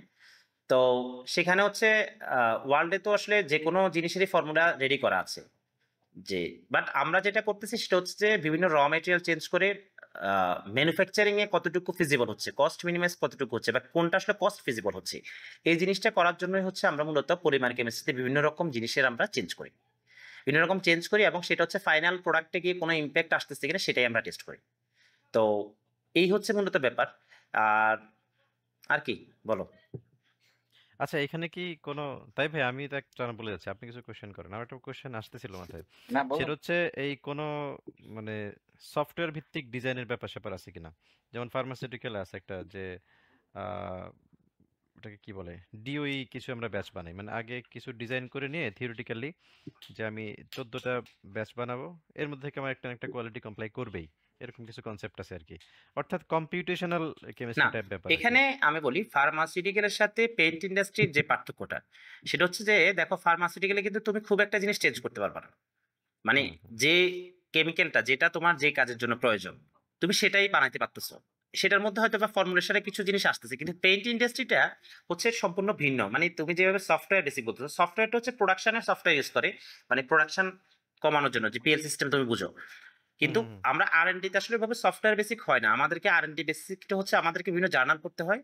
আসলে ওয়ার্ল্ডে কোন ধরনের র মেটেরিয়াল নিয়ে কিভাবে কাজ করছে। আমরা সেটাই আসলে এখানে আমরা দেখি যে যেহেতু বড় একটা ফর্মুলেশন সেখানে এবং পেইন্ট ফর্মুলেশনে কিন্তু তুমি জানো যে একেকটা ফর্মুলেশনে প্রায় ২০ থেকে ২৫ টা আইটেম থাকে। প্রত্যেকটা ফর্মুলেশন। তো সেখানে আসলে কাজ করার অনেক সুযোগ এবং কাজ করলে হয় কি আবার কাজ করলে তুমি যেটা করতেছো সেটা হচ্ছে যে কোন একটা মানুষ তো হয় না কোন একটা ইঁদুর বা কোন কিছুর উপর দেখা যাচ্ছে এটাকে কি বলে? ওইটার উপর তুমি এপ্লাই গিনিপিগ। করতেছো। হ্যাঁ, হ্যাঁ? কিন্তু আমরা হচ্ছে যেটা করতে হয় সেটা হচ্ছে আমাদেরকে প্রি-ক্লিনিক্যাল ট্রায়াল। হুম। হ্যাঁ, মেডিকেল ট্রায়ালটা তুমি করে নিতে পারতেছো। কিন্তু আমরা যেটা করতেছি সেটা হচ্ছে যে আমাদেরকে পেইন্টটা করার পরে হচ্ছে যে দেখা গেছে আমার আগের যে পেইন্টটা ছিল সেই পেইন্টটা আসলে কতটুকু প্যারালাল সেটা আমাকে সম্পূর্ণ টেস্ট করে নিতে হচ্ছে। যেহেতু এটা হচ্ছে নেচারের সাথে একটা সম্পর্ক। নেচারের দেখো এনভায়রনমেন্টটা কিন্তু একেকটা দেশে একেক রকম। যেমন বাংলাদেশের জন্য যে পেইন্টটা সুইটেবল সেটা কিন্তু আবার ইন্ডিয়া বা সৌদি আরবে যাও তুমি সেই পেইন্টটা সুইটেবল হবে না। তোমরা তো এক্সপোর্ট করো, তাই না? না, আমরা শুধুমাত্র বাংলাদেশেই করি। কারণ হচ্ছে বার্জার তো প্রত্যেকটা দেশেই আছে। তো হুম। সো আমাদের ওইটার প্রয়োজন হচ্ছে না। তো এবং হচ্ছে এখানে দেখো এখানে ফর্মুলেশনটা হচ্ছে তোমার মেডিসিনটা কিন্তু তুমি পুরো ওয়ার্ল্ডের জন্য সেম। কিন্তু পেইন্টটা হচ্ছে তোমার এনভায়রনমেন্টের উপর ওয়েদার উপর ডিপেন্ড করবে। যে সৌদি আরবে যে পেইন্টটা কাজ করবে বাংলাদেশে কাজ করবে না। বাংলাদেশে সেই পেইন্টটা দিলে হবে না। আবার বাংলাদেশের পেইন্টটা নিয়ে গিয়ে তুমি যদি আমেরিকাতে দাও তাও হবে না। তো এই জায়গাটা হচ্ছে আমাদেরকে কাজ করতে হয় যে আসলে এনভায়রনমেন্ট এবং আমাদেরকে এনভায়রনমেন্ট টেস্ট করতে হয়। যে এনভায়রনমেন্টে ওয়েদারে গেলে আসলে সে কি ধরনের এই বিহেভিয়ার যে করতেছে। ওয়েদার টু ওয়েদার চেঞ্জ, এটা কি অনেক মানে মেজর চেঞ্জ নাকি? হ্যাঁ, এটা অবশ্যই মেজর চেঞ্জ। কারণ হচ্ছে তো জানো যে সেটা হচ্ছে যে এখানে হিউমিডিটির একটা ব্যাপার আছে এবং টেম্পারেচার একটা ব্যাপার আছে। মানে আমি যদি আমেরিকা থেকে এক ডিব্বা রং নিয়ে এসে আমার ওয়ালে লাগাই দিই, এটা কি খুলে পড়ে যাবে নাকি? না খুলে পড়বে না। দেখো পেইন্ট ইন্ডাস্ট্রিতে একটা সুবিধা কি? পেইন্ট ইন্ডাস্ট্রিতে একটা সুবিধা হচ্ছে কি? এটার আসলে হ্যাঁ, মানে ফ্যাটাল যে রিস্কটা বলা হয় সেটা নাই। আ আচ্ছা। কিন্তু হচ্ছে যে তোমার যেটা হবে তোমার এটা খুলে হবে না। মানে ধরো বাংলাদেশে যে পেইন্টটা তুমি লাগাইলা সেটা দেখা গেছে যে পরিমাণ সাস্টেইন করবে। ধরো তোমার ৫ হুম, হুম। বছর সাস্টেইন করলো। কিন্তু দেখা গেছে ওই ওয়েদার না অন্য ওয়েদারে নিয়ে আসছো সেটা দেখা গেছে এখানে অত বছর সাস্টেইন নাও করতে পারে। আবার বেটার সাস্টেইন করতে পারে। তাহলে তোমরা কি হুম। স্ট্যাবিলিটি টেস্ট করো যে আমার এই পেনটা কত বছর যেতে পারবে? হ্যাঁ, ওভাবেই তো মূলত হচ্ছে আমাদের আসলে ওয়ারেন্টি গুলো আসতেছে বা সবকিছুই আসতেছে। এবং এটা হচ্ছে আমি নাইস, বলি নাইস। আমাদের আসলে পেইন্ট ম্যানুফ্যাকচারিং কোম্পানি বাংলাদেশের মধ্যে আমরা এমন কিছু ইনস্ট্রুমেন্ট ইউজ করি যেটা আসলে হুম। অন্য কোনো কোম্পানি ইউজ করে না। মূলত এটার জন্য সে ১ নাম্বার হয়ে গেছে। আর আচ্ছা, হ্যাঁ, র‍্যান্ডম একটা কোয়েশ্চেন আছে। পেইন্টের বার্জারের ক্ষেত্রে এইচআর বা কেউ শুনলে আমার বন্ধু নোমানকে একটু তাড়াতাড়ি প্রমোশন দিয়ে দিন। আচ্ছা, না একটা একদম। জিনিস আমরা শুনি যে বার্জার সম্পর্কে, সেটা হচ্ছে পেইন্ট ইন্ডাস্ট্রির সংখ্যা কম। মানে সুইচ করার অপশন কম। আচ্ছা হ্যাঁ, এটা আসলে শুধু পেইন্ট ইন্ডাস্ট্রি না। এই যে আমি তোমাকে একটা কথা বলছিলাম শুরুতে শোয়ের যে আসলে সায়েন্সে কেন পড়া উচিত না। এটার মধ্যে আচ্ছা। এটা একটা লজিক্যাল কথা ছিল। সেটা হচ্ছে মানে সায়েন্সের ক্যারিয়ারটা কেন সায়েন্সে পড়া অসুবিধা না। সায়েন্সে পড়ো কিন্তু ক্যারিয়ার চুজটা আসলে সায়েন্স থেকে কেন করা উচিত না? এটার কারণ হচ্ছে দেখো, তুমি শুধু সেটা না, পেইন্ট ইন্ডাস্ট্রি সাপোজ ধরো তুমি এখন আছো ফার্মাসিউটিক্যালে। এখন হুম। তোমাকে যদি আমি সিমেন্ট ইন্ডাস্ট্রিতে নিয়ে যাই, তুমি কিন্তু পারবা না। তোমাকে যদি আমি আমার না, টেক্সটাইল ইন্ডাস্ট্রিতে নিয়ে যাই, তোমার জন্য সম্পূর্ণ নতুন। তুমি সেখানে ফ্রেশার। 0 এবং হুম। আমরা যারা টেকনিক্যাল নলেজে আছি আসলে টেকনিক্যাল সাইডে আছি, আমাদের আসলে সবচেয়ে ড্রব্যাকটা হচ্ছে এই জায়গায় যে আমরা আসলে নিজেকে সুইচ করতে পারি না। মানে কারণ হচ্ছে আমার নলেজটা আসলে পেইন্টের বাইরে আসলে ফার্মাসিউটিক্যালে নাই। ঠিক আছে? এবার যেমন তুমি ফার্মাসিউটিক্যাল থেকে এখন এখানে আসো দেখা গেছে তুমি আমার জুনিয়র হিসেবে জয়েন করতেছো। কিন্তু তুমি সেখানে ভালো একটা পজিশনে ছিলা। ঠিক আছে? তুমি জয়েন করতে পারবে না যে তা না। কিন্তু তুমি জুনিয়র হিসেবে জয়েন করতেছো। তুমি ফ্রেশার হিসেবে জয়েন হুম, করতেছো। হুম, তোমাকে হুম। ট্রিট করতেছে ফ্রেশার হিসাবে। কিন্তু তুমি অন্যান্য সাবজেক্ট গুলোতে যাও। তুমি সাপোজ ধরো তুমি ডিস্ট্রিবিউশনে জব করো, তুমি সাপ্লাই চেইনে জব করো। দেখো ওয়ার্লড ওয়াইড প্রত্যেকটা কোম্পানির supply chain system same. Inventory বলো, এলসি বলো, পিও বলো যেটা আছে সেটা সেম। তার মানে হচ্ছে তোমার জন্য সেটা কিন্তু ক্যারিয়ারের যে আগায় নেওয়ার জন্য বা বৈচিত্র্যতা আনার জন্য যে ক্যারিয়ার পথগুলো খোলা অনেকগুলো ডোর খোলা থাকে। কিন্তু আমাদের জন্য ডোরটা খুবই সীমিত। এবং আমাদের জন্য ডোরটা আরো বেশি সীমিত হয়ে গেছে। আমরা আসলে মানবজাতির জন্য কাজ করি। হ্যাঁ, এ এ আমাদের দিন শেষে সাধনা হচ্ছে এটাই। যে না খুব সুন্দর টপিক বলছেন। না আমার কাছে মনে হয় বন্ধু ইয়াতেও আছে না মনে করো আমি ট্রান্সপোর্টেশন নিয়ে আমি ভালো মানে সায়েন্সের বাইরে বলতেছি, মনে করো আমি ডিএইচএল এ কাজ করি, হঠাৎ করে কেউ যদি আমাকে আকিস গ্রুপের বিড়ি সেল করতে ইয়াতে নিয়ে আসে, আমার কাছে কি সিমিলার কাইন্ড অফ ইয়া দিবে আমাকে, মানে যোগ্যতা দিবে। দিবে? আমার আমার কাছে দিবে? মনে হয় যে দিবে। ধরো তোমার হচ্ছে যে তুমি তো সবকিছু ম্যানেজ করতেছো এখানে। মানে ম্যানেজ করতেছো কি আচ্ছা, আসলে? হতে তুমি পারে। ম্যান হ্যান্ডেল করতেছো, আমিও করতেছি। ধরো আমাকে যদি এখন যদি ডিস্ট্রিবিউশনে নিয়ে দেওয়া হয়, আমি কি পারবো? না, পারবো। তবে হয়তোবা ওদের কিছু টার্ম, ওদের যে ক্যালকুলেশন সেগুলো হয়তোবা আমাকে একটু সময় লাগবে। আমাদের আসলে যখন একটা মানুষ যখন যেকোনো একটা কোম্পানি যখন এক্সপেরিয়েন্সড হয়ে যায়, সে হুম। আসলে যেমন বড় কিছু চেঞ্জ হলে পারবে না। যেমন ধরুন আমি বললাম যে আমাকে এখন যদি ফার্মাসিউটিক্যাল নিয়ে যাওয়া হয়, এটা আমার জন্য আসলে পারবো, বাট আমার জন্য অবশ্যই টাইম লাগবে। কিন্তু ওইখানে হচ্ছে তুমি যেটা বললা ডিএইচএল এবং হচ্ছে আকিজ যদি নিয়ে যায়, তো দুইজনেরই হচ্ছে ডেলিভারি সিস্টেম। তাকে হচ্ছে যে যোগাযোগ করতে হচ্ছে customer to customer, market to market, client to client. সে তার কিন্তু এই দক্ষতাটা আছে। এবং এবং এদের যে প্রবলেমটা হচ্ছে লেট হয়, যেটা যে ধরো ডেলিভারি লেট হচ্ছে, সেই ডেলিভারি লেটটাকে কিভাবে ফাস্ট করতে হয়, তার যে মুখের যে সূত্র সেটা কিন্তু তার জানা আছে। বুঝে না নাই? নোমান, আমার আমার কোশ্চেনটা ছিল এরকম, যেমন ফার্মাসিউটিক্যাল অ্যাটলিস্ট 6-7টা কোম্পানি আছে যারা ইকুইভ্যালেন্ট অ্যামাউন্ট পে করে, ফর এক্সাম্পল। তো পেইন্টের ক্ষেত্রে বার্জার তো আসলে খুব ফ্ল্যাগশিপ কোম্পানি, হ্যাঁ, তাদের বারটা একটু বেশি হাই। হ্যাঁ, তো ওইখানে একজন জয়েন করে ফেললে সে ওইখান থেকে সুইচ করতে যদি হয়, তার কি এরকম ইকুইভ্যালেন্ট পের কোনো জায়গা আছে কিনা বা কাছাকাছি, এরকম কয়টা অপশন আছে? নাকি যখন বার্জার বুঝে ফেলবে যে এ তো অন্য কোথাও যাইতে পারবে না, হ্যাঁ, তাহলে একে আমি এখন খাটাই? এই এটা প্রশ্নটা আমি একটু বেশি শুনছি। হয়ে গেল। এটা না বেশি না হয়ে না গেল। না, এটা এটা ওরা করে, এটা আমি বলতেছি না, আমি বলতেছি এরকম না, কোনো করবে সম্ভাবনা কিনা আছে বা কিনা। না, আচ্ছা, জায়গা কি কি আছে? এখানে হচ্ছে যে আসলে প্রত্যেকটা মানুষ মানে কি যারা চায় আসলে? পেইন্টে যেতে চায় তাদের আসলে সব আমি বলি ভালো এখানে মন্দ একটু জেনে যাওয়া দরকার। এটা বলি, হুম প্রত্যেকটা মানুষ আসলে কি চায়? তার ক্যারিয়ার গ্রোথ চায়। তো হুম এই ক্যারিয়ার গ্রোথের কথা যদি চিন্তা করা হয়, এই ক্যারিয়ার গ্রোথটা আসলে কোম্পানি বেসিকে আসলে কখনো ফিক্স থাকে না।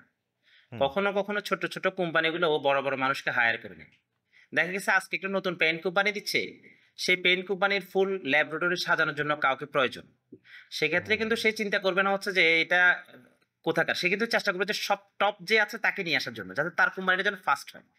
তো তুমি যদি না, নিজেকে এটা যদি তো ওইভাবে তুমি এটা তুমি বলতেছো 5% লোকের কথা। না, তো তার আমি তোমাকে এটাই বলতে চাচ্ছি, তুমি যদি নিজেকে যদি ওভাবে যদি ডেভেলপ করতে পারো, তোমার জন্য না যে না, সেটা সেটা হলো সাপোজ নোমান টাইপের লোকদের জন্য আমি না না না, বলতেছি। আমার আমি জন্য আচ্ছা। বলতেছি আর মাস পিপল, আমার ভাই বোনরা যারা পেইন্টে যাবে, আচ্ছা, বা বাস পিপল আমাদের হচ্ছে কি মতো, যে কি আমার মূলত মতো। হচ্ছে বা যে আমি আমার মনে মতো করি লোক। যে হচ্ছে বাজারে যারা জয়েন করছে তারা সবাই হচ্ছে নোমানের মতোই হবে, নোমান থেকে ছাড়াই গেছে।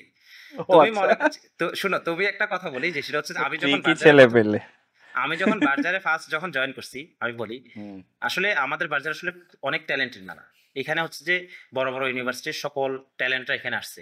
তখন আসলে আমাকে নিজেকে আসলে খুবই ছোট মনে হচ্ছিল যে আসলে মানে আমি ওনাদের সাথে যে চান্সটা পাইলাম, আমাকে যে সুযোগটা দিল, আসলে আমি এই সুযোগের জন্য কতটুকু যোগ্য ছিলাম। কারণ আসলে এখানে সত্যি কথা, আমার সাথে যারা কাজ করে ওনারা আসলে খুবই ট্যালেন্ট পারসন, মানে ওনারা হচ্ছে টপার লেভেলের। ঠিক আছে? তো আমি তুমি জানো আমি উনাদের সাথে যখন কাজ করতে গেছি, আমি উনাদের থেকে শিখছি, জানছি। এবং উনাদের সমপর্যায়ে যেন আমাকে যেন কেউ যেন কিছু বলতে না পারে, এই জন্য আমাকে প্রচুর পরিমাণ পরিশ্রম করতে হয়। ইউনিভার্সিটি লাইফে আমি যদি এর 100 টাকা পড়তাম, বুঝছো সাহেব, তাহলে হচ্ছে আমার জন্য অনেক ভালো হইতো। মানে আমি এখানে আসার পর তুমি জানো না যে ইউনিভার্সিটিতে পড়াশোনা না করে কি যে শাস্তিটা পাচ্ছি এখন তোমার, মানে কেরিয়ার লাইফে আসি, আমাকে না, ইউনিভার্সিটি পড়াশোনা তো ফার্স্ট ইনিংসে করো নাই, সেকেন্ড ইনিংসে তো কাঁপায় মানে না, দিছো। শুনো, ইউনিভার্সিটি লাইফে আমি যদি 4টা বছর পড়তাম কষ্ট করে, তাহলে হচ্ছে আমার সারাটা জীবন অনেক সুখ শান্তিতে যেত। এখন ইউনিভার্সিটি লাইফে না পড়ার কারণে আমার এখন আমি দেখা একটু গেছে আমি একটু ডিসএগ্রি করব। তুমি যে এই যে সেকেন্ড ইয়ার থেকে পরে যেই ড্রাইভটা দিছো, এখানে অ্যাক্সেলারেশন লাগছে একেবারে, এরকম মানে শার্প কার্ভ উঠছে। হুম, হুম, এইটার যে হুম। মোমেন্টামটা, সেই মোমেন্টামটা যে তোমার ক্যারিয়ারের কাজে লাগে নাই, তা আমি কিভাবে বুঝবো? না না, কাজে তো লাগছে, আমি তো পরে নাই কাজে লাগে না, কাজে লাগছে। কিন্তু ধরো আমি যদি ফার্স্ট ইয়ার সেকেন্ড ইয়ার সেই মোমেন্ট আমি চলতে পারতাম, তাহলে হচ্ছে এই যে এখন ধরো আজকে 7 বছর চাকরি হয়ে গেল, 7-8 বছর, এখনো 8 বছর আমাকে পড়তে হচ্ছে, আমার 8 বছর আমাকে পড়তে হইতো না। ধরো আমি কোনো একটা সচিবালয় বা কোথাও যদি চলে যেতে পারতাম, বুঝতে পারছো? যদি সরি, এটা ও আসলে বলা উচিত আচ্ছা, হচ্ছে না ওপেন ফোরামে, মানে ধরো আমি যদি কোনো একটা গভর্নমেন্টে চলে যেতে পারতাম, তাহলে হচ্ছে ও দেখা গেছে আচ্ছা। আসলে সত্যি কথা চ্যালেঞ্জ তো নাই লাইফে। মানে তুমি দেখো প্রাইভেট সেক্টরে আমরা যারা আছি, সেখানে আমার আগের কোম্পানির আমাদের যে ম্যানেজার ছিল উনি একটা কথা বলতো, বলে যে নোমান দেখেন, প্রাইভেট জবটা হচ্ছে ক্রিকেট খেলার মতো। আপনি যদি ভালো খেলেন, আপনি পরবর্তীতে একাদশে চান্স পাবেন, আদার্স পাবেন না। মানে প্রাইভেট জবটা হচ্ছে তুমি 60 বছর চাকরি করবা, 60 বছরই তোমাকে পারফর্ম করতে হবে। সব তুমি যদি পারফরমেন্স থেকে একটু যদি কার যদি তোমার নিচে চলে আসে, তোমাকে কিন্তু কোম্পানি রাখবে না। কোম্পানি তোমার প্রমোশন আটকাই দিবে, তোমার কোনো ক্যারিয়ার গ্রোথ হবে না। আর তোমার যখন তোমার প্রমোশন হবে না, ক্যারিয়ার গ্রোথ হবে না, তোমার সাথে লোকজন যখন সামনে আগা যাবে, তুমি তখন হতাশে চলে যাবে। তার মানে প্রাইভেট জবে আমরা যারা আসছি তাদের আসলে সবচেয়ে বড় চ্যালেঞ্জটা কি, আমাদেরকে প্রতিনিয়ত ওয়ার্ল্ডে কি হচ্ছে সেটা জানতে হচ্ছে, আমাদেরকে নতুন নতুন জিনিস দিতে হচ্ছে কোম্পানিকে, সবসময় এভাবে কিন্তু আমাদেরকে চলতে হচ্ছে। কিন্তু তুমি একটা গভর্নমেন্ট মানে বাংলাদেশের যে অবস্থাটা আমার কাছে মনে হয় যে আসলে কেন বাংলাদেশ পিছিয়ে আছে, যে গভর্নমেন্ট আসলে সেই সুযোগটা নাই, ওদের এই চ্যালেঞ্জটা নাই, ওদের প্রমোশন হচ্ছে সময় মতো, তো ওরা চ্যালেঞ্জটা নিচ্ছে না। তো এই ক্ষেত্রে মানে আমাদের পারফরম্যান্স বেসড না আর কি ওখানে। রাইট পারফরমেন্স বেসড না। তো এই হচ্ছে Nice. ব্যাপার আর কি। তো আমাদের আসলে প্রাইভেট সেক্টরে আমরা চলে আসছি, এখন আমাদেরকে আসলে পড়াশোনা করা ছাড়া, আমাদেরকে এগুলো ছাড়া আসলে আমাদের আসলে উপায় নেই। খেয়ে পরে যদি বাঁচতে হয় তাহলে হচ্ছে পড়াশোনা করতে হবে। কিন্তু আমার যে রিয়েলাইজেশন মানে প্রাইভেট জবে যে আমাকে একটা এক্সট্রা এফোর্ট দিতে হচ্ছে, এতে অনেক কিছু লার্ন করে মানুষ আবার ওই আশেপাশে অনেক কিছু করতে পারে। হ্যাঁ, না সে তার লাইফে এখানে তো একটা জব কথা একটা বলি বিষয় তোমাকে, না, ধরো সে ফ্যামিলি ম্যানেজ করতে শিখে। যে ওই অফিসে সরকারি অফিসে গিয়ে ঝিমায়, সে বাসায় এসেও ঝিমাবে, সে বাজারে যাবে না। হুম, শুধু সেটা না, শোনো একজন প্রাইভেট এমপ্লয়ি দেখবা তার বয়স যদি 60 হয়ে যায়, উনার যে স্মার্টনেস এবং যে নলেজ, মানে ওয়ার্ল্ডে কি হচ্ছে টেকনোলজিক্যাল নলেজ থেকে শুরু করে সবকিছু, দেখবা যে গভর্নমেন্ট জবে সদ্য জয়েন করা 30-35 বছরের যুবক তারও এই নলেজ নেই। সে ওই বুড়ার কাছে গেছে, দেখবা যে হেরে গেছে স্মার্টনেসের কাছে, নলেজের কাছে। মানে হ্যাঁ, তুমি যদি এই জিনিসটাকে এনজয় করতে পারো প্রাইভেট জব তোমার জন্য। আর তুমি যদি এই জিনিসটা এনজয় করতে না পারো, জীবনে যদি চ্যালেঞ্জ নিতে না জানো, তারপরে তুমি যদি নিজেকে সবসময় আপডেট রাখতে না পারো, তাহলে হচ্ছে প্রাইভেট জব তোমার জন্য। তোমার জন্য আমার কাছে মনে হয় যে হয় সরকারি চাকরি করো, না হচ্ছে ব্যবসা করো। ব্যবসা করার জন্য নলেজ লাগে যদিও। তুমি দেখো বাংলাদেশে যেভাবে গভর্নমেন্ট জবের জন্য যে পরিমাণ, আমি তোমাকে একটা কথা বলি, আমার আব্বু ছিল হচ্ছে যে বিমান বাহিনীতে জব করতো, উনি সেখানে 3য় শ্রেণীর কর্মচারী ছিল, মানে 2য় শ্রেণীরও না। আমি এখনো পর্যন্ত প্রশ্ন শুনি যে তুমি বিমান বাহিনীতে গেলে না কেন। বাট আমার বাবা কখনো চাইতো না আমি বিমান বাহিনীতে যাই, কারণ হচ্ছে আমার বাবা চাইতো যে আমি পড়াশোনা করি, পড়াশোনা করে ভালো কোনো পজিশনে যাই।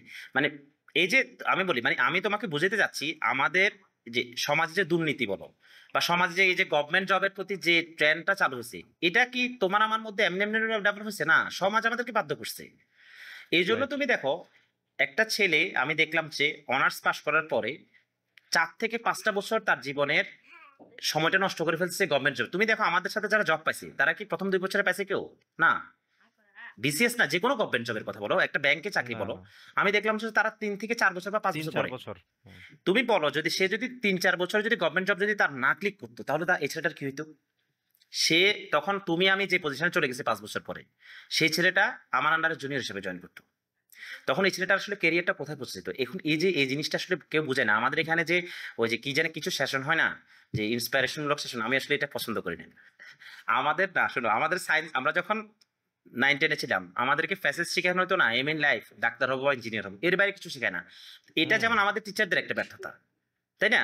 ঠিক এজন্যই তো same- আমরা এখন পর্যন্ত যত গেস্ট কভার করছি সবাইকে জিজ্ঞেস করলাম কেমিস্ট্রি কেন পড়ছেন, সবাই বলছে পড়তে চাই নাই, পড়তে চাইছি ডাক্তারি নয়তো ইঞ্জিনিয়ারিং। হ্যাঁ, এটাই এই যে আমাদের তো। এবং দেখো তুমি প্রাইভেট এমপ্লয়ি একজনকে জিজ্ঞেস করো, সেও বলবে যে করতে চাইছিলাম সরকারি চাকরি হয় নাই ভাই, সেই জন্য আসছি প্রাইভেট জবে।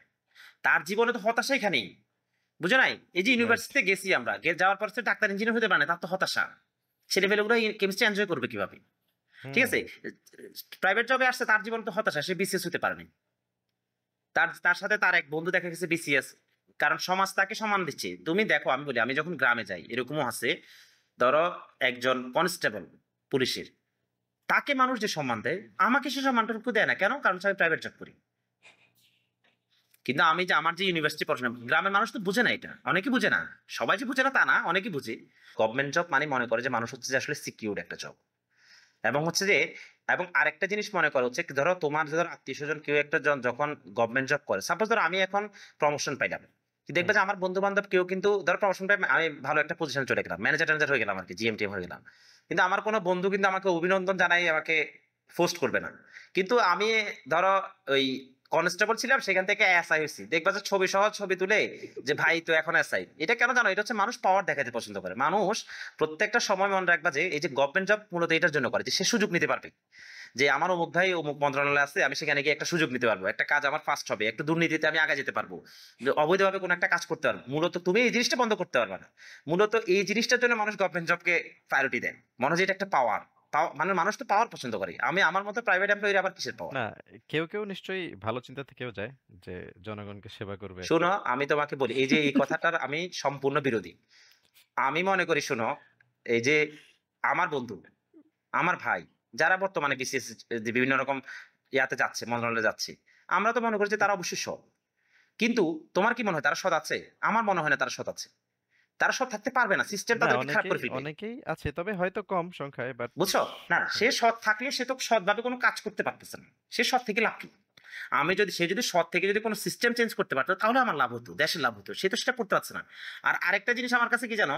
বাংলাদেশের মানুষ যতদিন পর্যন্ত না বলতে পারবে যে যে আমার ভাই পুলিশে আছে বা কোন একটা প্রশাসনে আছে বা মন্ত্রণালয়ে আছে কিন্তু সে খুব সৎ, এই কথাটা যেদিন উঠে যাবে যে না আমার ভাই অমুক আছে সে অসৎ। দর্শকরা যেটা শুনতেছেন আমার মনে হয় আমরা অনেক কিছুই কাটবো না।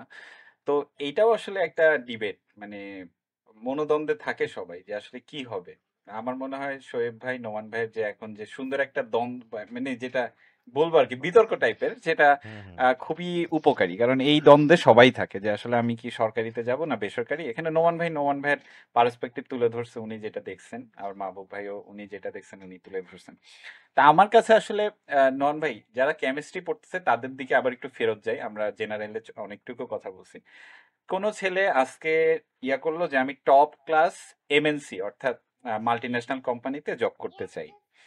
আমি বিসিএস টিসিএস এ আপাতত না, আমি সরকারি না, আমি এমএনসি তে যাব। তাহলে তার কি কি যোগ্যতা থাকা দরকার আপনার মতে? এক আর হচ্ছে ভার্সিটিতে আপনি যেটা রিগ্রেট করছেন ফার্স্ট ইয়ার সেকেন্ড ইয়ারে বুঝে পড়লে ভালো হতো, আসলে কি তখন আপনি পেইন্ট নিয়ে এত কিছু পড়তে পারতেন, বা পড়লেও বা কতটুকু পড়তে পারতেন?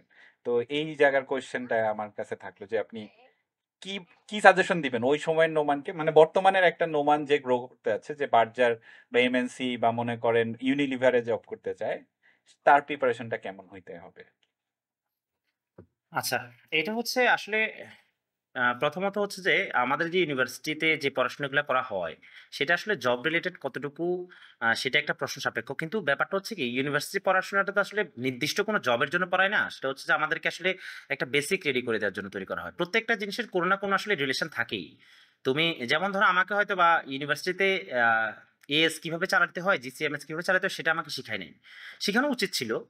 হয়তো বা আমাদের এই ধরনের কারিকুলাম চেঞ্জ করা দরকার, প্র্যাকটিক্যাল নলেজের দরকার। তা এটা যদি হতো তাহলে হচ্ছে আমাদের ওয়ার্ক ফোর্স যেগুলো বের হয় ইউনিভার্সিটি পাস করে তারা আসলে অনেক বেশি এনরিচ হইতো এবং দেশকে অনেক ভালো কিছু দিতে পারতো, এবং তারা হয়তো বা প্রাইভেট জবের প্রতি ইন্টারেস্টও পাইতো। বাট সেখানে কিন্তু আমাকে জিসি সম্পর্কে একটা বেসিক ধারণা দিচ্ছে।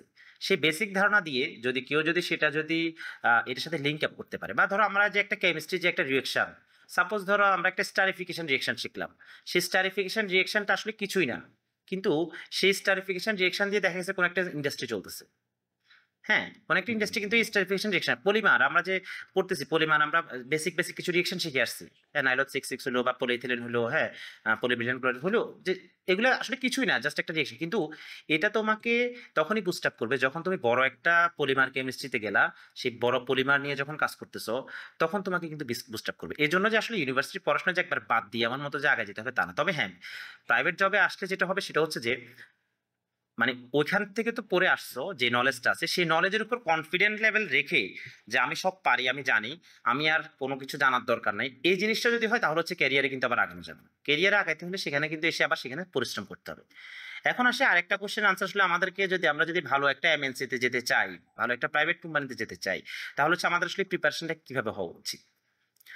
আসলে এই জিনিসটাকে ডিফাইন করা আসলে খুবই টাফ একটা ব্যাপার। আমি যদি এখানে যদি কিছু জিনিস ধরি, একটা প্রেশার কখনো সরাসরি বড় একটা কোম্পানিতে চান্স পাবে না প্রথমত। তাহলে হচ্ছে তাকে শুরু করতে হবে কেরিয়ারটা হচ্ছে ছোট কোনো কোম্পানি দিয়ে। আর ছোট কোম্পানিগুলো তোমাকে হায়ার করবে তোমার নিড দেখে, তোমার ট্যালেন্ট দেখে নয়। আমার যে এক্সপিরিয়েন্স সেটা হচ্ছে, ওরা চায় কি, ছোট কোম্পানিগুলো খুব ভালো করে জানে যে একটা ছেলে 2-3 বছর যখন এক্সপিরিয়েন্স হবে, তাকে যখন ইনক্রিমেন্ট বা তাকে যখন যথার্থ মর্যাদা দিতে পারবেন তখন এই ছেলেটা সুইচ করবে, অন্য জায়গায় চলে যাবে, ভালো অফার পাইলে চলে যাবে। তাহলে তারা আসলে নিশ্চয়তা চায় সে 3 বছর বা 5 বছর। এখন এই নিশ্চয়তাটা আমি দেখছি অনেকেই হচ্ছে, এই নিশ্চয়তাটা হচ্ছে ইন্টারভিউ বোর্ডে দিতে পারে না। তুমি যদি কিছু নাও পারো, বাট তুমি যদি ইন্টারভিউ বোর্ডকে যদি এই জিনিসটা কনভিন্স করো যে তোমার জন্য এই জবটা নেই, তুমি এই জবটা পাইলে তুমি তোমার সর্বোচ্চ দিয়ে সেখানে কাজ করবা, এই জিনিসটা যদি তুমি বুঝতে পারো তাহলে হচ্ছে দেখা গেছে তুমি ছোটখাটো একটা জব পেয়ে গেলাম। আর এই ছোট জবটাকে তুমি ছোট জব পাইছো, তুমি হতাশ। আমি দেখছি এরকম আমার সাথে, আমি যখন ছোট ছোট কোম্পানিগুলোতে চাকরি করছি 2টা কোম্পানিতে, সেখানে আমি আমার অনেকে জয়েন করছে ওই সময়ে 3 বছর বা 4 বছর সময়ে, যে অনেকে আসছে অনেকে গেছে। আমি দেখলাম যে তারা প্রথম দিন এসে হতাশ, জি আমি একটা ইয়াতে কি আমি এখন কাপড় কাটবো, এটা তো মনে হচ্ছে সে নিজেকে নিজে মনে করলো সে মনে হয় টেইলার হয়ে গেল আর কি। বাট ব্যাপারটা কিন্তু এরকম না, এখানে কিন্তু লার্নিং পয়েন্ট আছে, তোমাকে শিখতে হবে। কারণ তুমি এই জায়গায়, কারণ তুমি ইন্ডাস্ট্রি সম্পর্কে কিছু জানো না, তোমাকে ইউনিভার্সিটি কিন্তু ইন্ডাস্ট্রি কিছু শিখায় নাই।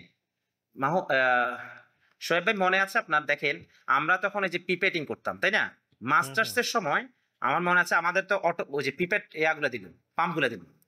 হুম কিন্তু আহ, আমাকে তো অনেক স্যারই চিনতো, আমি তো ক্লাস আসলে কম করতাম এই জন্য।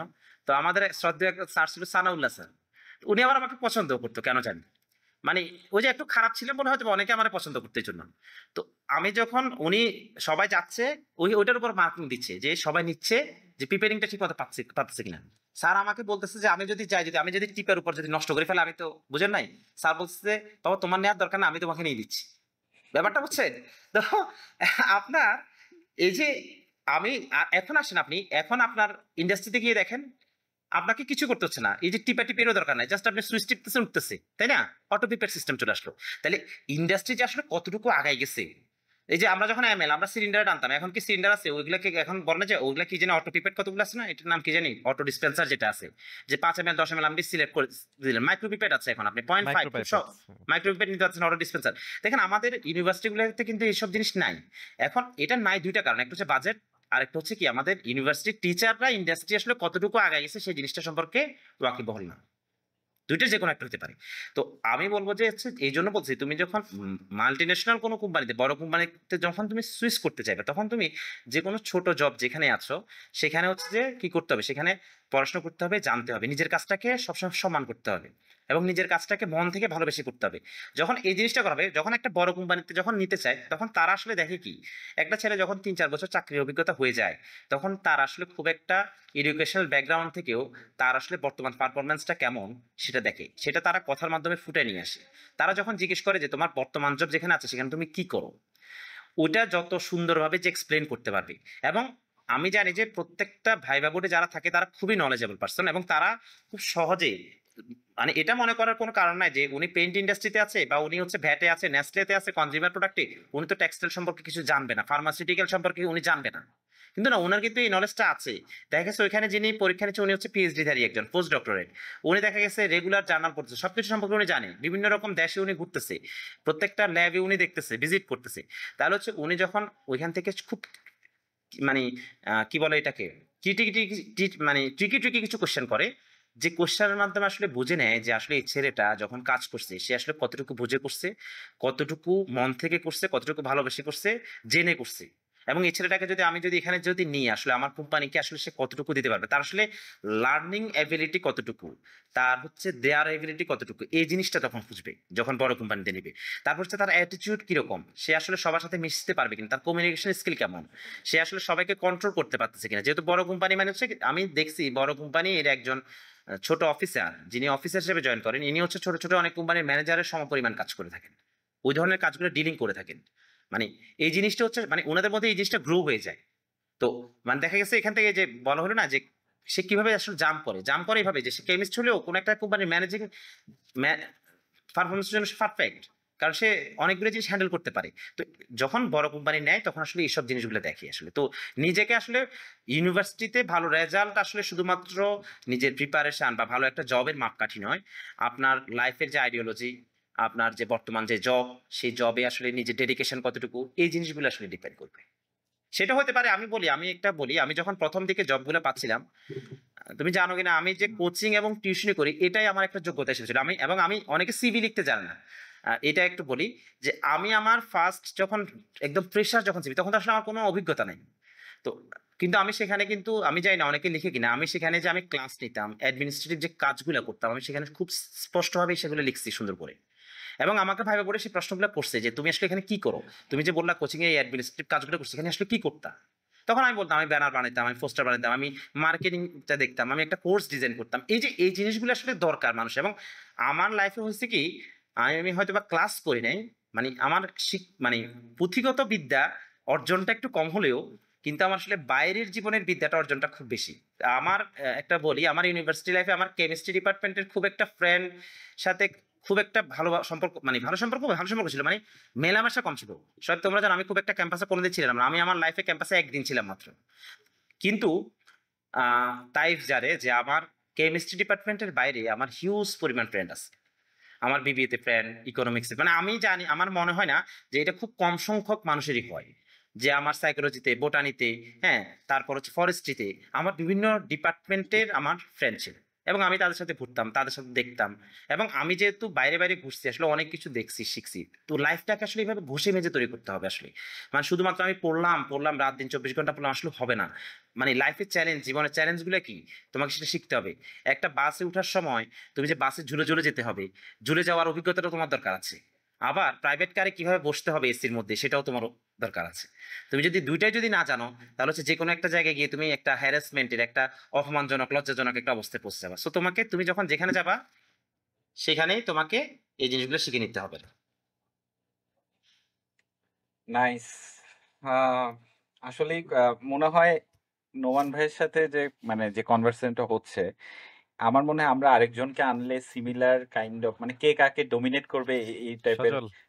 সজল ভাই না, সাব্বির। ও আচ্ছা, আচ্ছা। সাব্বির ভাইকে আনলে আমার মনে হয় এই নোমান ভাইয়ের এপিসোডের সাথে ডমিনেন্স হইতে পারে, কারণ আমরা এতক্ষণ পর্যন্ত প্রায় 1 ঘন্টার উপরেই কথা বলছি। মানে 1.5 যদি ঘন্টা। ওয়ার্ড কাউন্ট করি, এতগুলা ওয়ার্ড আসলে কোনো এপিসোডে মনে হয় না মানে যাবে। আমাদের এটার স্পিড 1.25 করতে হবে না?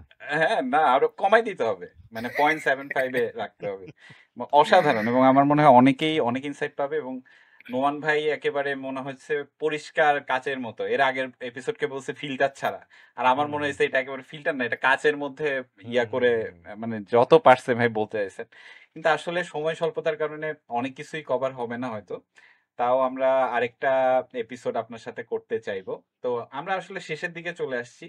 তো আমার মনে হয় মাহবুব ভাইয়ের যদি কোনো কোয়েশ্চেন থাকে শেষের দিকে এসে, আমরা কভার করে ফেলছি যে কিভাবে এমএনসি তে আসতে হয় বা কি করতে হবে আমাদের ছোট ভাই বোনদেরকে। তো লাস্টে মাহবুব ভাইয়ের আর কোনো কোয়েশ্চেন আছে কিনা?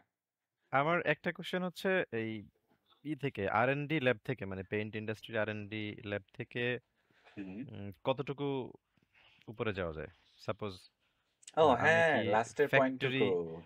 ফ্যাক্টরি হেড হইতে পারবো কিনা, বা আমার ক্যাপিংটা কোথায় আসলে? হ্যাঁ, আচ্ছা, এখানে বটলনেক কোথায়, হচ্ছে ক্যাপিং কোথায়? হুম। কেরিয়ার গ্রোথের জন্য আসলে আমাদের অনেকগুলো জিনিস দরকার আছে। আমার কাছে মনে হয়, আমি একজন জুনিয়র আসলে আর&ডির একজন মানুষ। তো সেখান থেকে আসলে এত বড় একটা কথা, প্রশ্নের উত্তর দেওয়াটা টাফ।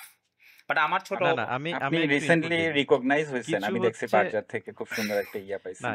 হ্যাঁ, নাইস। হ্যাঁ, কিছু জিনিস হচ্ছে আছে, এই যে থিওরিটিক্যালি পসিবল না।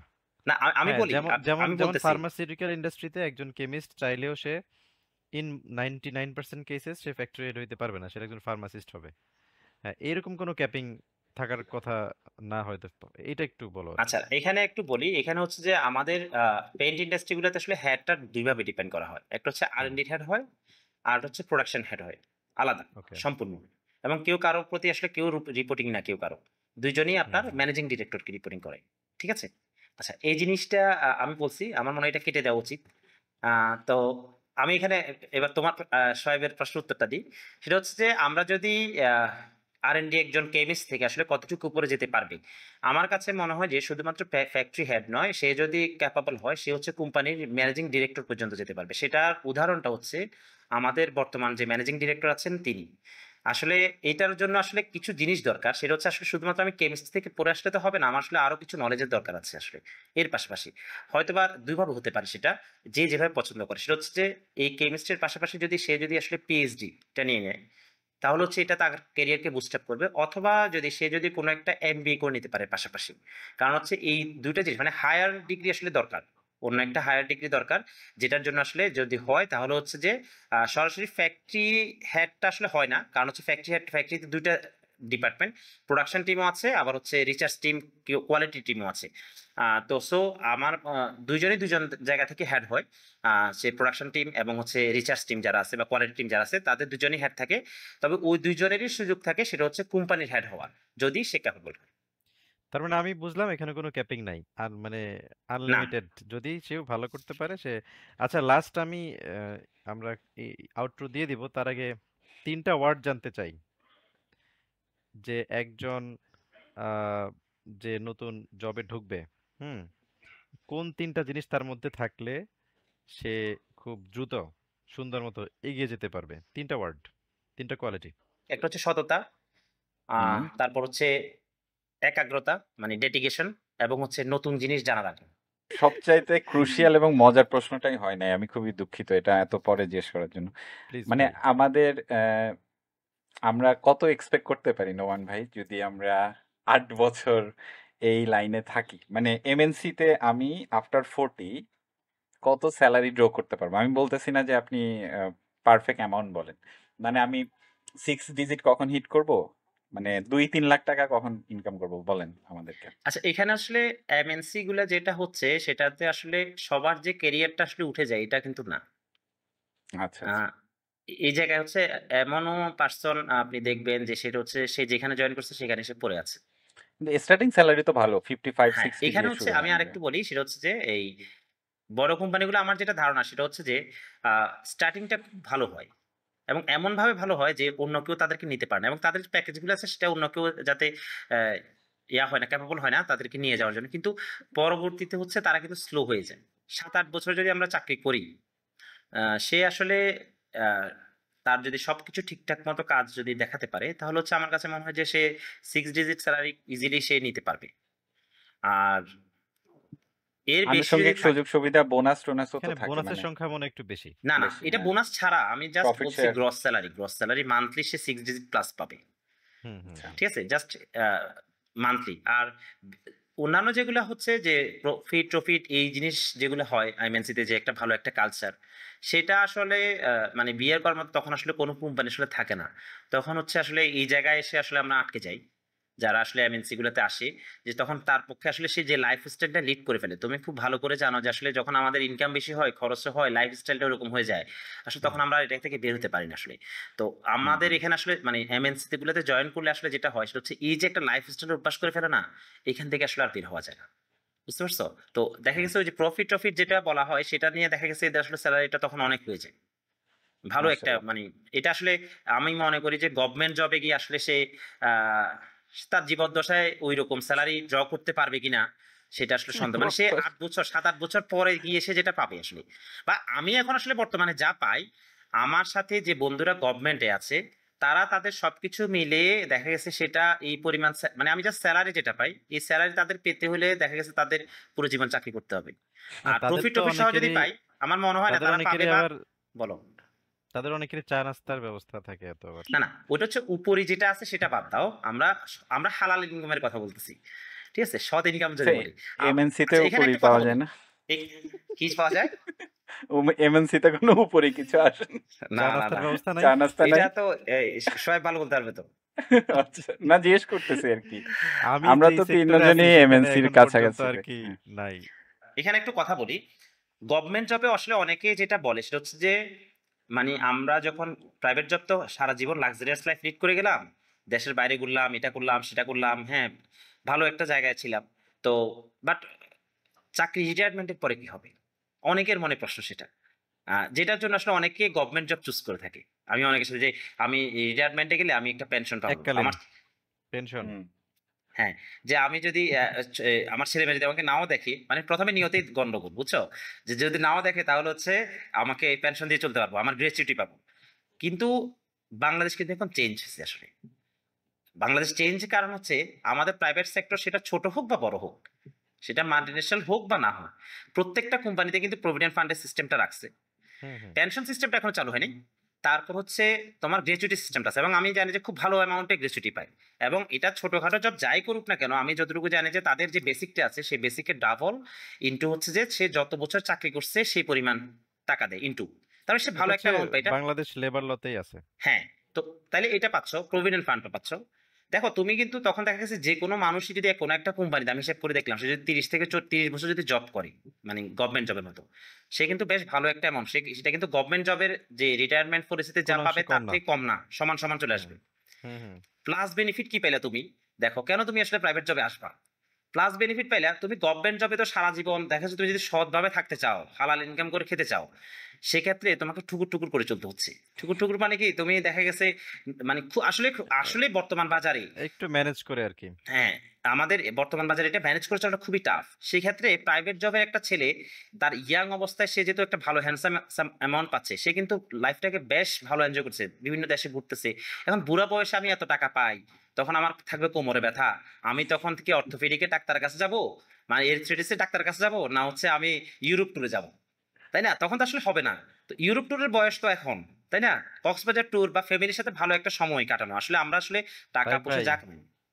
এই এই আমাদের এই এপিসোডের নাম হবে অ্যান্টি গভর্নমেন্ট জব এপিসোড। আসলে হ্যাঁ, এন্টি না, হ্যাঁ, তাহলে সোহাগ তুমি আচ্ছা, বলো, আমি সাপোজ আমি তুমি, আমি হ্যাঁ এখানে একটু অ্যাড করে দিই, বলো। সেটা হচ্ছে আসলে হুম। এই নোমান তার পার্সপেক্টিভ শেয়ার করছে। আমাদের যেই বন্ধুরা প্রাইভেট গভর্নমেন্ট জবে আছেন তাদের সততা নিয়ে আমাদের কোনো প্রশ্ন নেই, এবং আহ, না না, তারা আমরা সৎ বলি তো তারা বিশ্বাস দেশের বাইরে কক্সবাজার ঘুরতে পারছে না। আমি গত 5 বছর তাদেরকে কক্সবাজার ঘুরতে দেখি নাই তো বন্ধু, না, বুঝছো? তারা সৎ। তারপরেও কেউ কেউ অফেন্ডেড হতে পারে, সেজন্য আমরা বলে দিচ্ছি এইটা ঠিক আসলে আছে। আমরা সবার প্রতি শুধারণাই করছি।